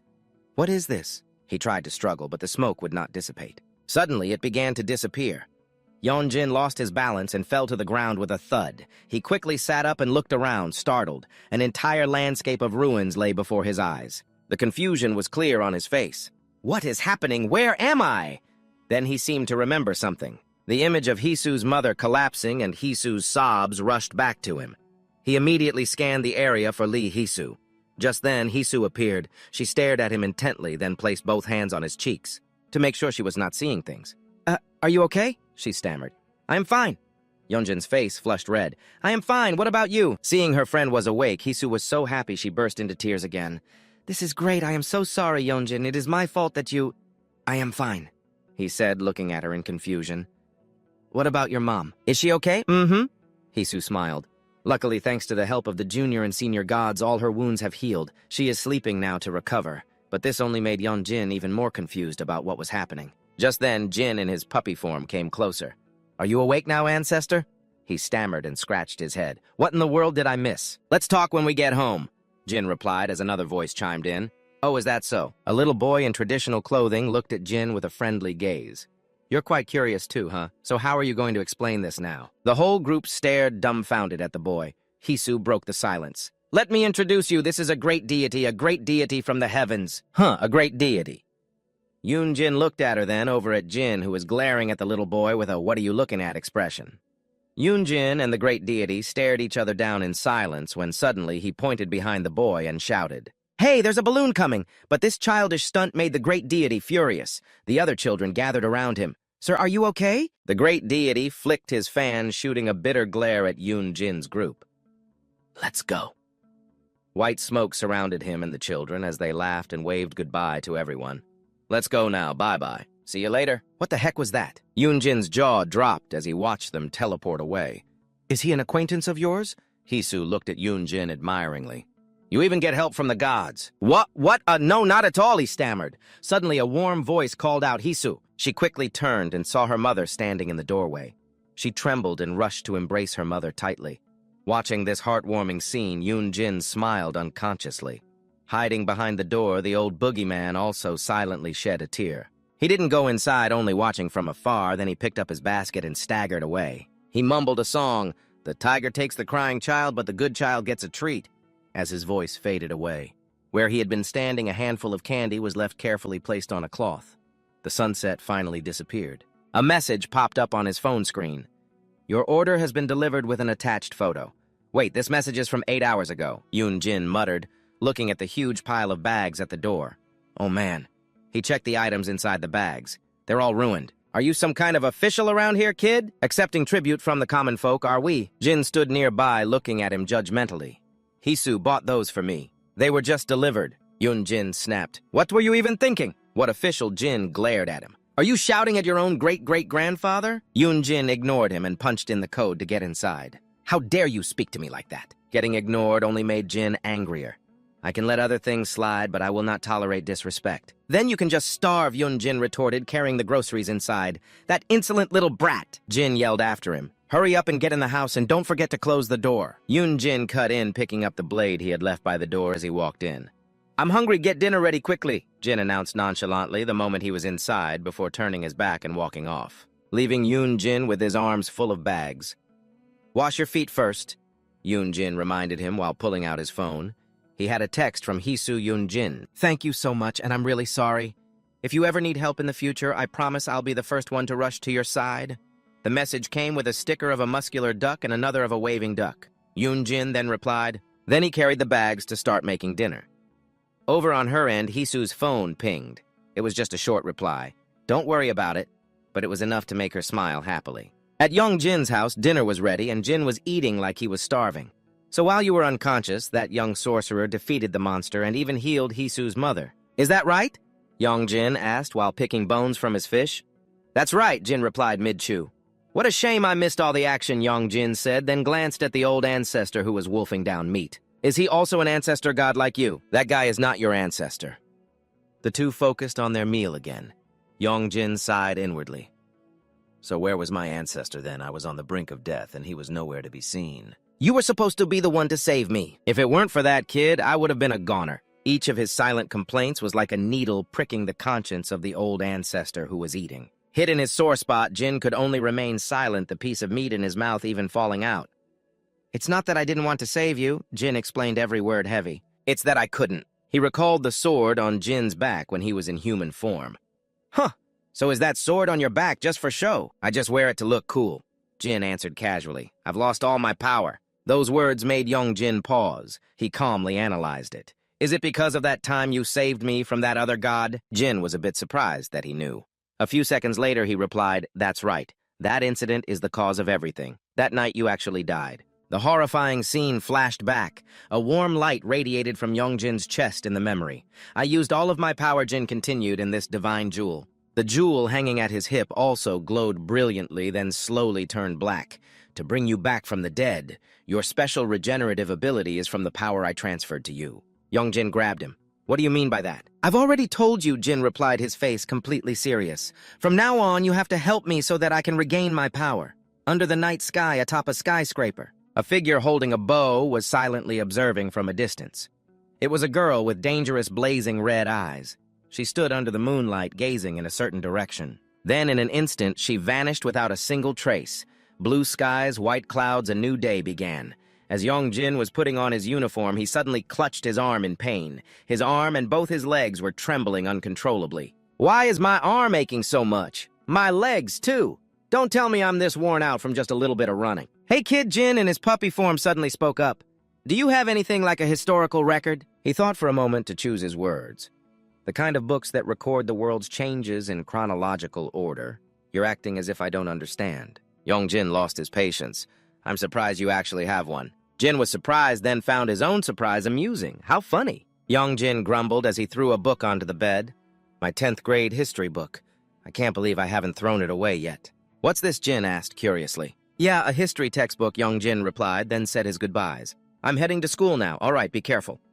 On his way, Yongjin scrolled on his phone, Jin's words from last night echoing in his head. Your unusual healing ability also comes from the power I gave you. If that's the case, shouldn't I be stronger? Why hasn't my stamina improved one bit? This way you won't be targeted by ghosts and demons anymore. That sentence from Jin left him a bit speechless, but it was also somewhat reassuring. It's a pretty good deal, I suppose. Lost in thought, he suddenly bumped into a sculpture. Remembering what happened last time, a chill ran down his spine and he quickly moved away. Just then, a device like a walkie-talkie, clipped to the chest of a freckled kid walking ahead, suddenly started beeping. All 5 colored lights on the device lit up at once. Yongjin didn't notice and kept walking. The kid's headphones also emitted a warning. The boring battle has ended. He looked bewildered as the device returned to normal, and the two of them just walked past each other. When the freckled kid adjusted his glasses and looked up, he could only see Yongjin's back. In the hallway, the freckled kid hid behind a corner and raised a device shaped like 3 eyes, starting to record. To be precise, it was a homemade ghost detector with a screen. It continuously analyzed the people who came into frame. The task seemed serious, but his sneaky posture made him look just like a pervert taking secret pictures. Suddenly, a hand snatched the device away. A female student with a ponytail held it up to inspect it. Hey, what are you filming? Don't tell me you're taking secret pictures. Another short-haired friend glared at him. Bombarded with questions, he became flustered and quickly explained, No, I'm not filming you guys. Then who are you filming? This is a ghost detector, an app that senses spirits. What nonsense are you talking about? The girl with the ponytail snapped. You were pointing the camera at us too. Where's the photo album? I wasn't recording, I was just looking. Just then, a voice called out as a handsome friend put his arm around the freckled kid. G1, what are you doing? Ghost hunting again. The kid named G1 was startled. Without another word, his friend turned to explain to the 2 female students. Sorry about that. This guy is really into ghosts and stuff. He's just checking if there are any in our school. The girls immediately became shy upon seeing the handsome guy. It's Do-kyung. Another hand snatched Ji-won's device. He's been like this since middle school. He lacks empathy, so please just bear with him. We'll take care of him. I don't lack empathy. Ji-won stubbornly protested, but Do-kyung advised him. Ji-won, why do you let people misunderstand you like this? Just stop filming. You have a bunch of other toys anyway. His friend Jia held up the phone to show the other 2 girls. Hey, look at his album. It's full of selfies. Oh my God, don't look. With his arms held back, Ji-won screamed helplessly. This crazy guy is even striking cool poses. Ha ha ha. Finally, Do-kyung had to step in to end this roasting session. We're sincerely sorry. The 2 girls gave a quick nod and scurried away. Once they were out of sight, Jia immediately reverted to her usual cold demeanor. She crossed her arms, glared at Ji-won, and said, You need to cut it out. In this day and age, you're still walking around with a camera. Are you trying to get beaten up? You have to let me explain, he replied. Explain what she said contemptuously. You were about to get dragged to the dean's office. Seeing the situation was getting tense, Do-kyung stepped forward, Jia. Can you maybe stop swearing? What, I'm not swearing. Do-kyung turned to Ji-won. But anyway, Ji-won, why did you come up to this floor? You didn't even put your backpack away. What do you think? He replied curtly. Do-kyung's face turned pale. Don't tell me something happened again. Hey, Jia, cut Do-kyung off. Don't listen to him anymore. If you keep this up, he'll just get carried away. What I never do, that Ji-won retorted, feeling wronged. The group was standing in the hallway of Class 12. A while ago on our field trip, didn't you find it strange Do-kyung tried to persuade Jia? Ji-won's voice recorder actually picked up a ghost's voice. And the radio kept repeating, so fun, let's play together, over and over. Jia looked at him like he was a complete moron. You idiot, it's an electronic device. It was probably just signal interference. That's right, signal interference, Ji-won said, as if he just remembered something, leaving the other 2 stunned. He began to analyze ghosts are created from a strong energy field, and if a creature like that is nearby, electromagnetic waves will be affected, lights will flicker, sensors will malfunction. It causes interference that makes devices work incorrectly. After finishing, he even looked at Jia admiringly. I'm surprised you know so much about the supernatural Kangjia. Who knows, maybe you have what it takes to be a ghost hunter. If you want, I'll even take you on as my apprentice.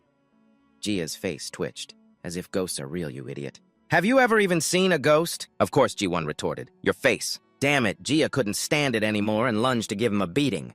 Jia Jo Kyung hurriedly stopped him. Are you messing with me, you punk? Jia stomped his foot in anger.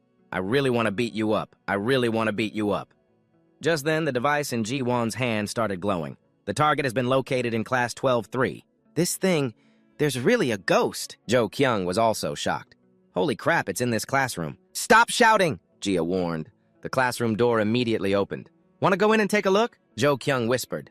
I'll ask for their permission. Having Jo Kyung along is so convenient, Ji-won thought cheerfully.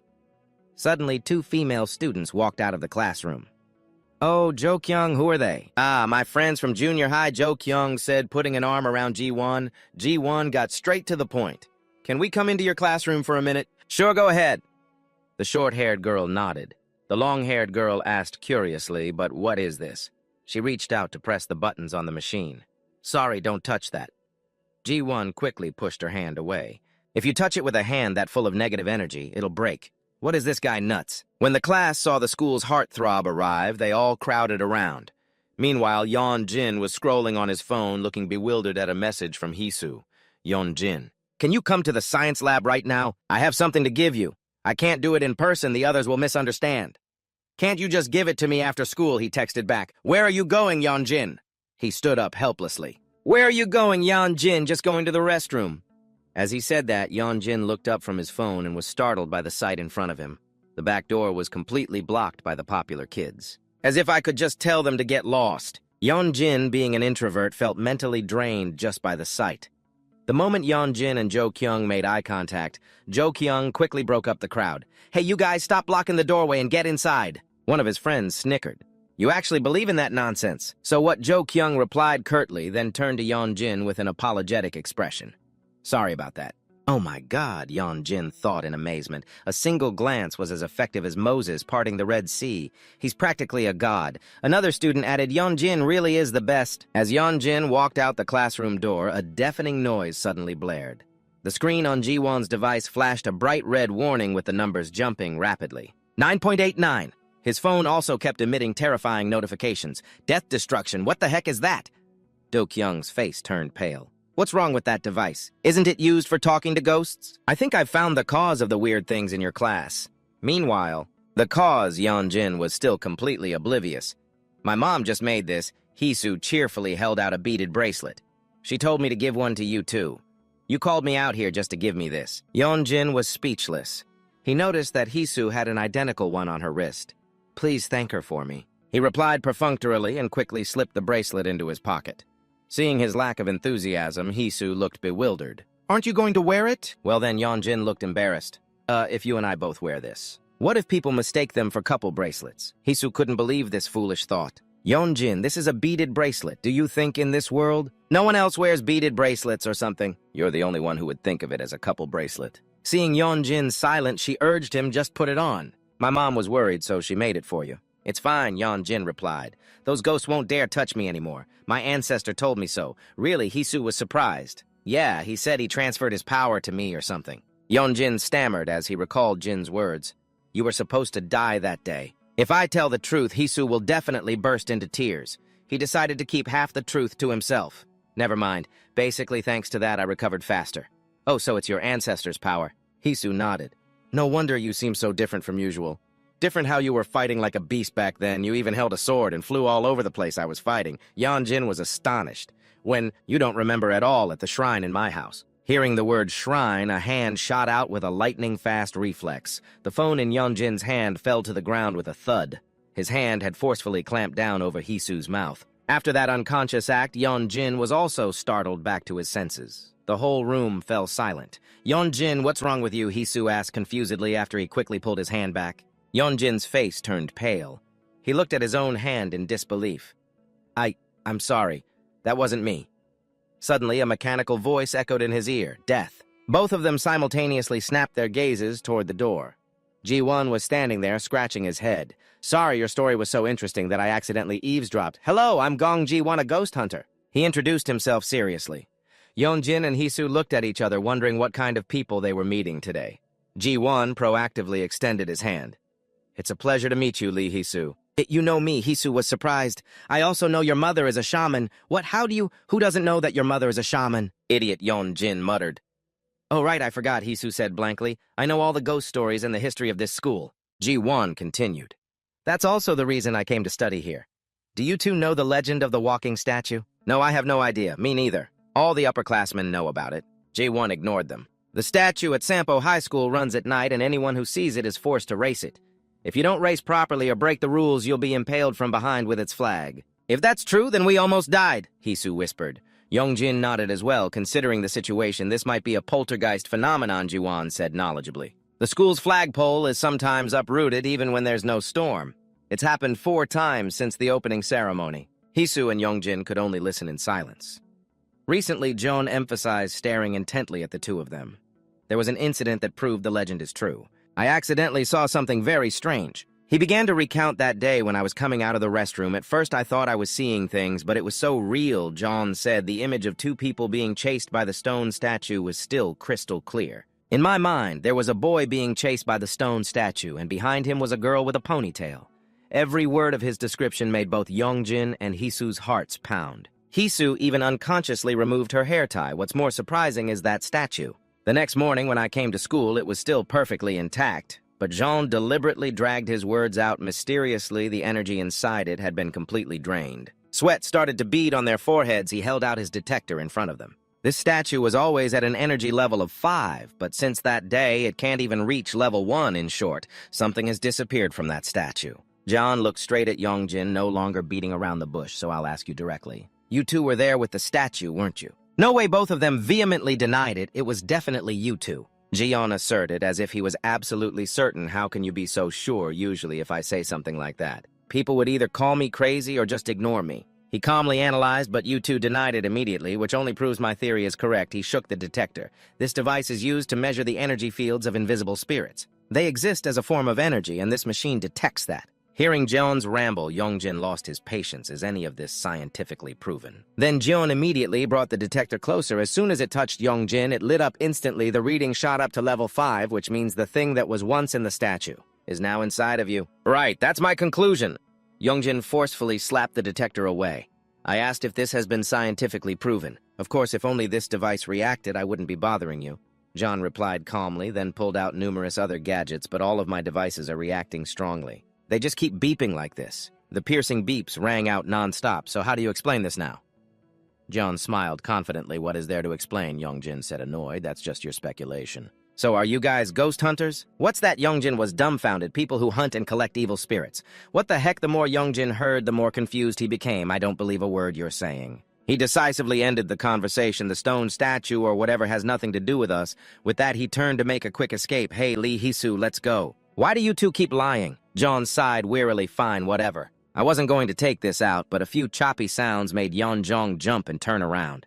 John was playing a video on his phone. "Phone cameras these days are almost as good as DSLRs," he said casually, zooming in on the image. "This distance is just perfect." "I'm screwed," Yeonjin thought. "I'm not a bad person. You don't have to hide," John reassured. "Saying that just makes you sound more like a bad guy," Hisu commented. "What do you want?" Yeonjin asked directly. "I have a favor to ask you guys," Jean said with a shy laugh. "Do you two know about the haunted antique shop?" Meanwhile, as Do-kyung was walking down the hallway, someone called from behind him. Do-kyung-hae turned around curiously.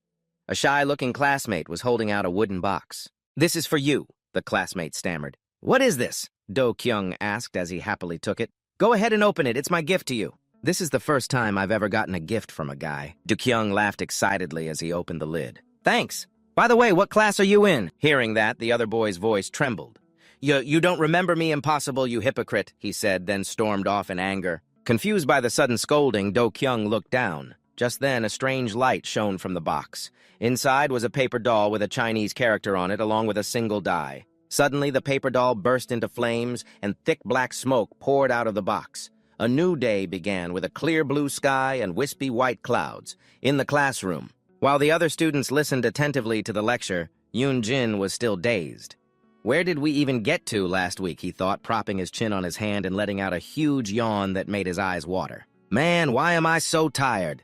He suddenly opened his eyes, noticing something in his desk compartment. It was his phone. The screen lit up with a message from someone named Ghost Hunter. Below were 3 consecutive messages sent at 9:11 a.m. Ghost Hunter Yongjin-sama. Ghost Hunter. My number is 010-66 Ghost Hunter. This is Juan. What the? He messaged back in surprise. How did you get my number? The reply came almost instantly. Juan Lee Hisu gave it to me. Yongjin grumbled in annoyance. Juan, just this once. Won't you go to the haunted antique shop with me? Yongjin, no. Yongjin, you two just go together. Juan Lee Hisu said he'll go if you go. That guy. Yongjin clenched his fists, annoyed. Suddenly, a voice boomed from right above him. Hey!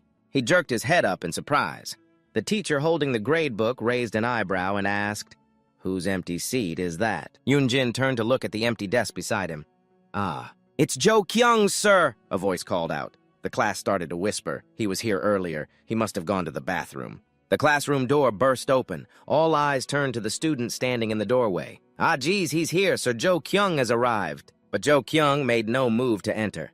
The teacher called out, Joe Kyung, where are you coming from? The class fell dead silent, waiting for his answer. My apologies, Sir Do Kyung said with a grin, not looking the least bit remorseful.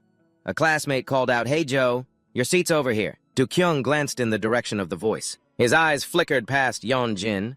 He gave a slight smirk, then turned to face the board, starting to roll a die in his hand. The bell rang, ending class. Min-jun and another friend blocked Joe Kyung's path. What took you so long? You were almost marked late. Is he really going to the bathroom? Joe Kyung said nothing and just held out his fist to them. Min-jun hesitantly bumped fists with him. What's this let's play rock, paper, scissors? Do Kyung smirked, putting his feet on the table. 1 game for 10,000 won. I don't have any money, Min-jun said with a forced smile. Then pay with your body. Min-jun rubbed his chin in thought. 10,000 won, huh? He quickly decided. Okay, let's do it. Rock, paper, scissors. Min-jun threw rock while Do Kyung showed scissors. Haha, a real man always throws rock. Min-jun laughed loudly, full of excitement, but then he froze when he saw Do Kyung pull out a 10,000 won bill. For real, Min-jun took the bill, his eyes wide and mouth agape. It's real, of course. Why wouldn't it be? Do Kyung replied calmly. You worked hard for it. Sweet, thanks a lot, man, Min-jun cheered ecstatically. Wanna play again? Do Kyung asked, with a friendly smile. Let's do it. Min-jun agreed without a second thought. Do Kyung smirked. 50,000 won this time. What 50,000 won rich kids really are on another level. Min-jun scoffed, rolling his wrists. This guy really plays for high stakes. Rock, paper, scissors this time. Do Kyung threw paper. Ah, crap, Min-jun chuckled. Before he could finish his sentence, Do Kyung landed a devastating punch that sent Min-jun crashing to the floor. The whole class turned in shock. Hey, what was that? Why did you hit him out of nowhere? Yongjin was also stunned. What's wrong? Do Kyung just stood there, laughing his head off. He pointed at Min-jun lying sprawled on the floor. A man's gotta take risks, right? What can you possibly achieve by throwing rock all day? Hey, are you okay, Min-jun? A friend asked worriedly, shaking him. I think he fainted. We have to call the nurse. What's wrong with everyone? Do Kyung looked around in confusion as everyone stared at him. It's nothing. He walked over and grabbed Min-jun's arm. This guy won a 10,000 won bet. See what more could he want? He laughed loudly, trying to pry the bill from Min-jun's clenched fist. Man, this guy's got a death grip on the money. Hey, Do Kyung, you're going too far, a friend chided. Huh. Do Kyung's face darkened. Too far, what's that? Was I supposed to pretend to lose? I already gave him 10,000 won. Besides, I already said he'd have to pay with his body. Hearing his chillingly calm tone, everyone was in disbelief.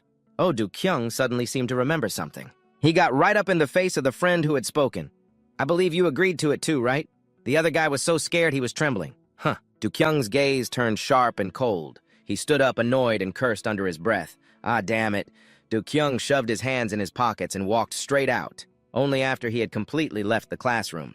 Did everyone dare to rush over to check on Min-jun? What happened? Hey, are you okay? What the hell did I just see? The student next to Yeon-jin pushed up his glasses.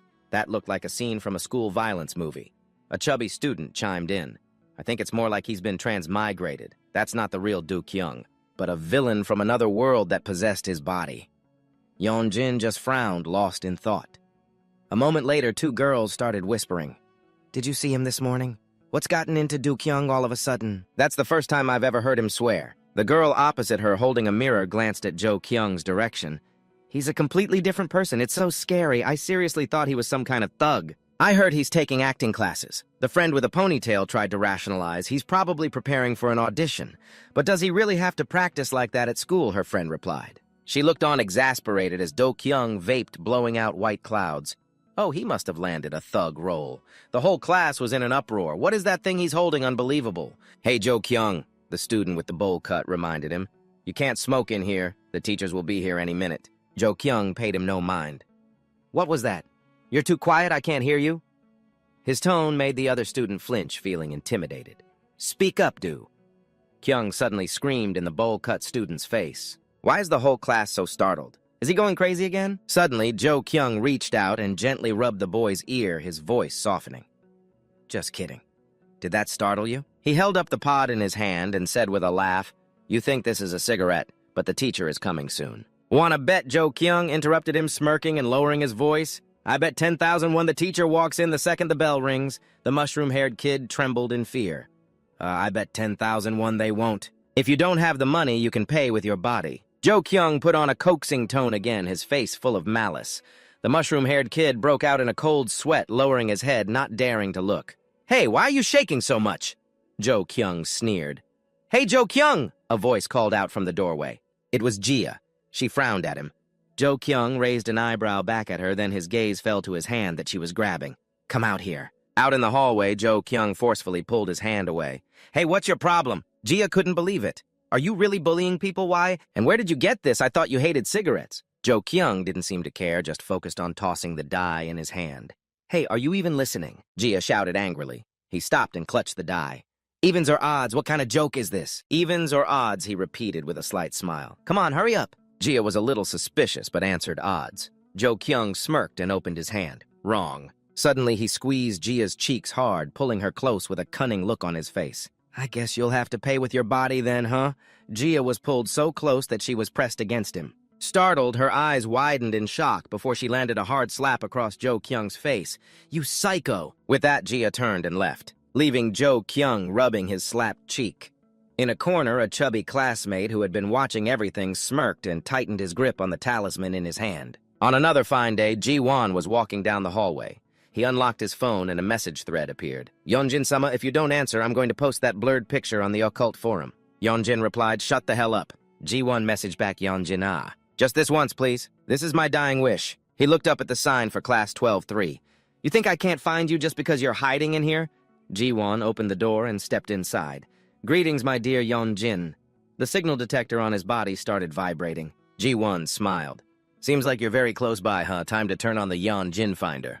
He excitedly held the device scanning the area while constantly calling out Yeonjin. It's useless to hide. My tracker can find you in a flash. Suddenly, a strong force struck the detector in Ji-won's hand, knocking it to the ground.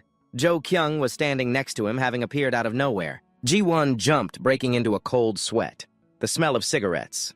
Jo-kyung slowly bent down and picked up the device.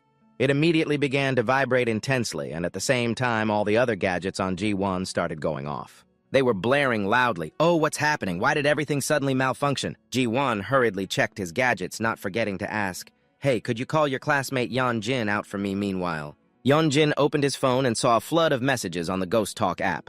Help me, please save me. Death. Suddenly, Jo-kyung smashed the detector on the floor. It's shattered to pieces. Do you have a death wish?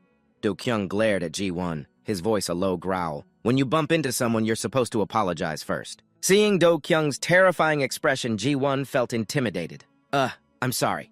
A single die was tossed high into the air.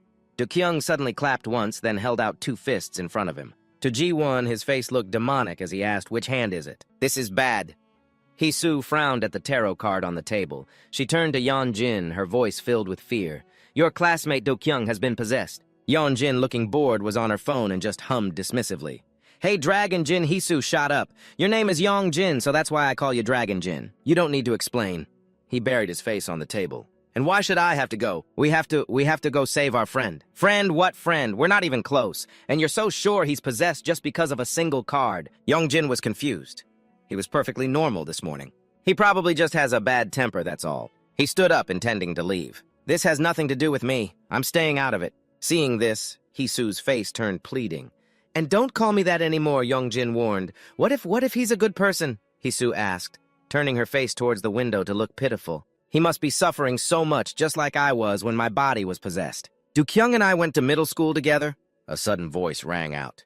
Ji-won had appeared from who knows where. So I can guarantee he's a good person. He's never hit anyone. He doesn't even dare to swear. He's like a character who walks straight out of a comic book. See, the poor guy, Hee-soo, immediately chimed in. He doesn't even have the guts to make a bet with anyone, Ji-won continued as Hee-soo stared in surprise at his swollen cheek. What happened to your face? Yong-jin asked. I got punched by a ghost. Seemingly understanding their plan, Yeon-jin answered bluntly. I'm not going. Ji-won lowered his head, then looked up to face Yeon-jin.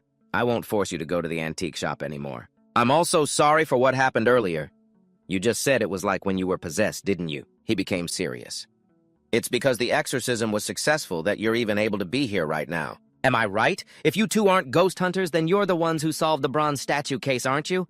That again, Yeon-jin said angrily. We had nothing to do with it. Before he could finish, Hee-soo exclaimed, Wo Yeon-jin. A notification popped up on her phone screen. Gong Ji-won has transferred 50,000 won. We've got a deposit. What now? Yeon-jin said, annoyed. I'll pay the rest if you agree, Ji-won said. Please help me. He bowed his head before the two of them. Please save Do-kyung.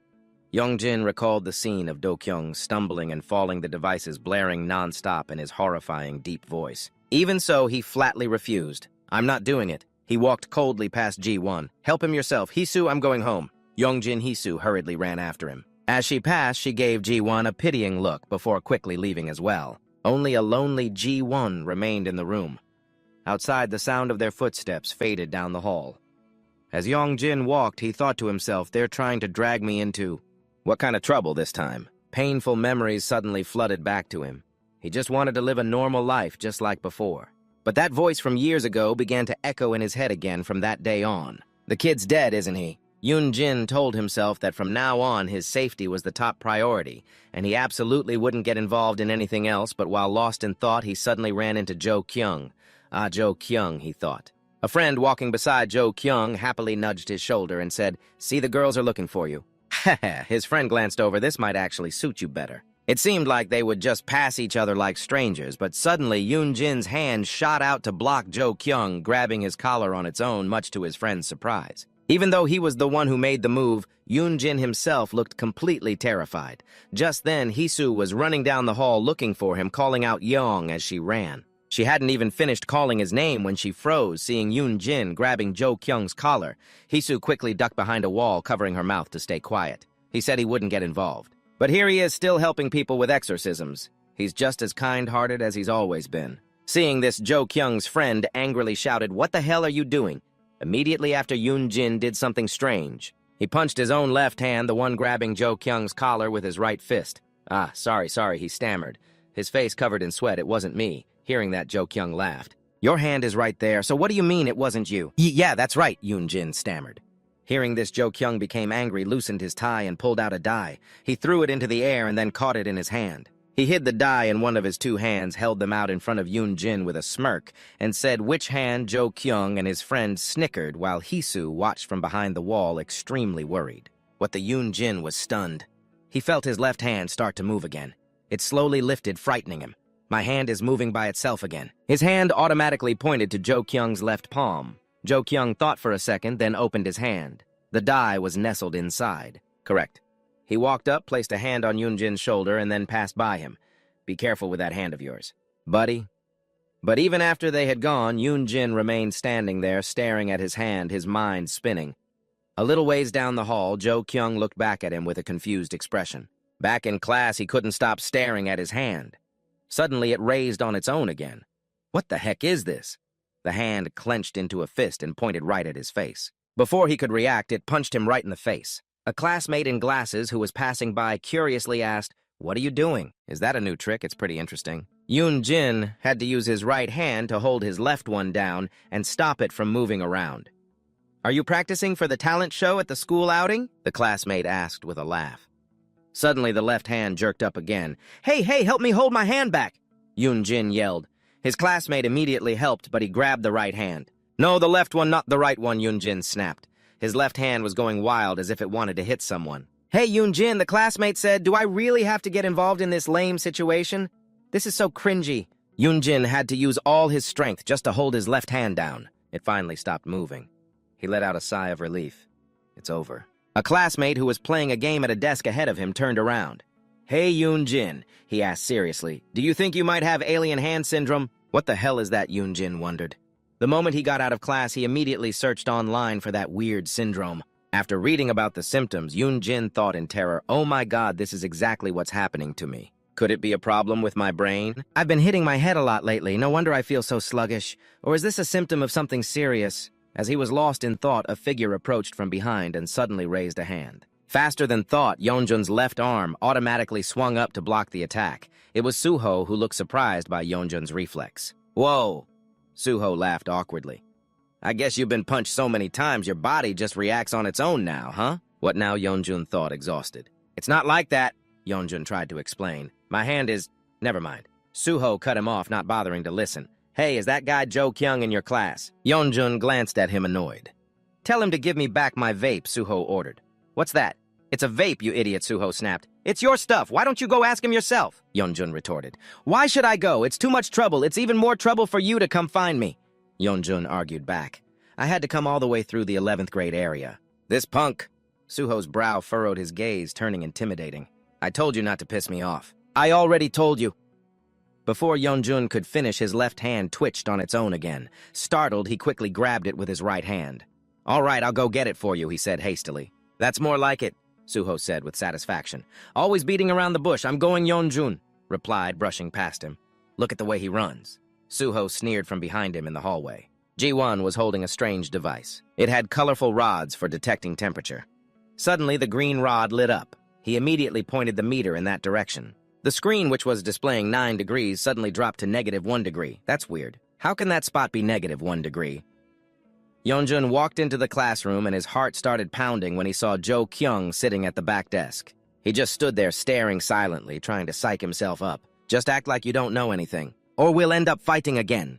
"Why are you sneaking around back there?" Jo Kyung's voice made Yeonjun jump. "You want to try your luck with another bet?" "No, it's not that," Yeonjun said, scared. "Suho told me to get back something you borrowed from him." "Borrowed?" Jo Kyung laughed, his hand reaching under the desk. "Are you scared of getting beaten up after losing the bet so you want it back now?" "He didn't say anything about that," Yeonjun said, looking away. Suddenly, Jo Kyung leaned his head back, stared right at him, and grinned. "You want to get beat up in his place?" "Like I'd want to," Yeonjun immediately retorted. "I don't have time for that." Jo Kyung looked surprised. Fine, you can just have it," Yeonjun said, annoyed, and turned to leave. "Oh, you mean that guy from earlier, right?" Jo Kyung said suddenly. "I'll give it to you."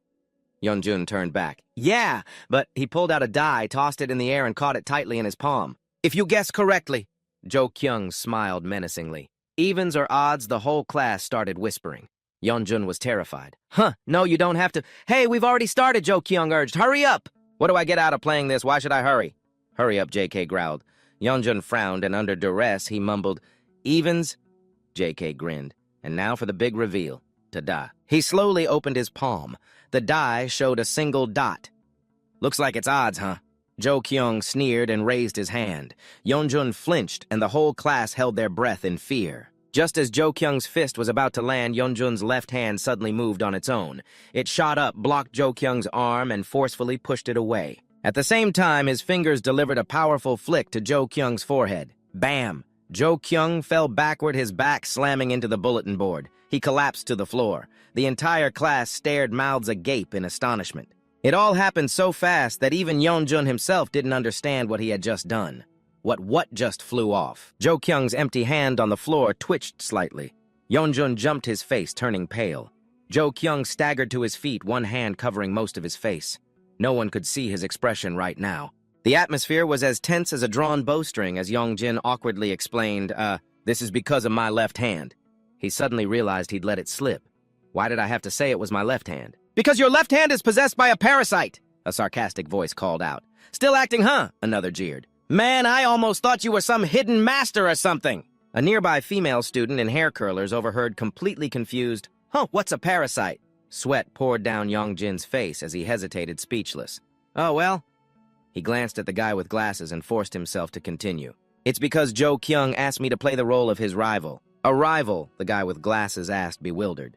"What's going on? Are you guys practicing for a play or something?" In an instant, Yeonjun's awkward yet surprisingly plausible explanation managed to convince the entire class. "Oh yeah, that's right, Jo Kyung is going to be an actor." "Ah, that makes a lot of sense then." Everyone completely bought it, but Yeonjun still couldn't snap out of his shock. Maybe it's because of Jo Kyung's usual demeanor, he thought to himself. "Ah, whatever. I'll just let it slide. Just then, the guy with glasses walked over looking annoyed. Hey, you should have given us a heads up, you really scared me. Jo Kyung just stood there listening to everyone chatter about him. Wow, Jo Kyung is so good, he's such a method actor, wait. So were you and Min Jun acting earlier too? Getting so into character while taking a beating, huh? He could only let out a derisive laugh, then, while grinning, he chuckled and muttered, Hey Yeon-jin. Hearing the way Jo Kyung said his name, Yeon-jin tensed up all over again. Jo Kyung lowered his hands, revealing an expression that was nothing short of demonic. He remarked, How very interesting. Yeon-jin broke into the cold sweat as he watched. I'm screwed.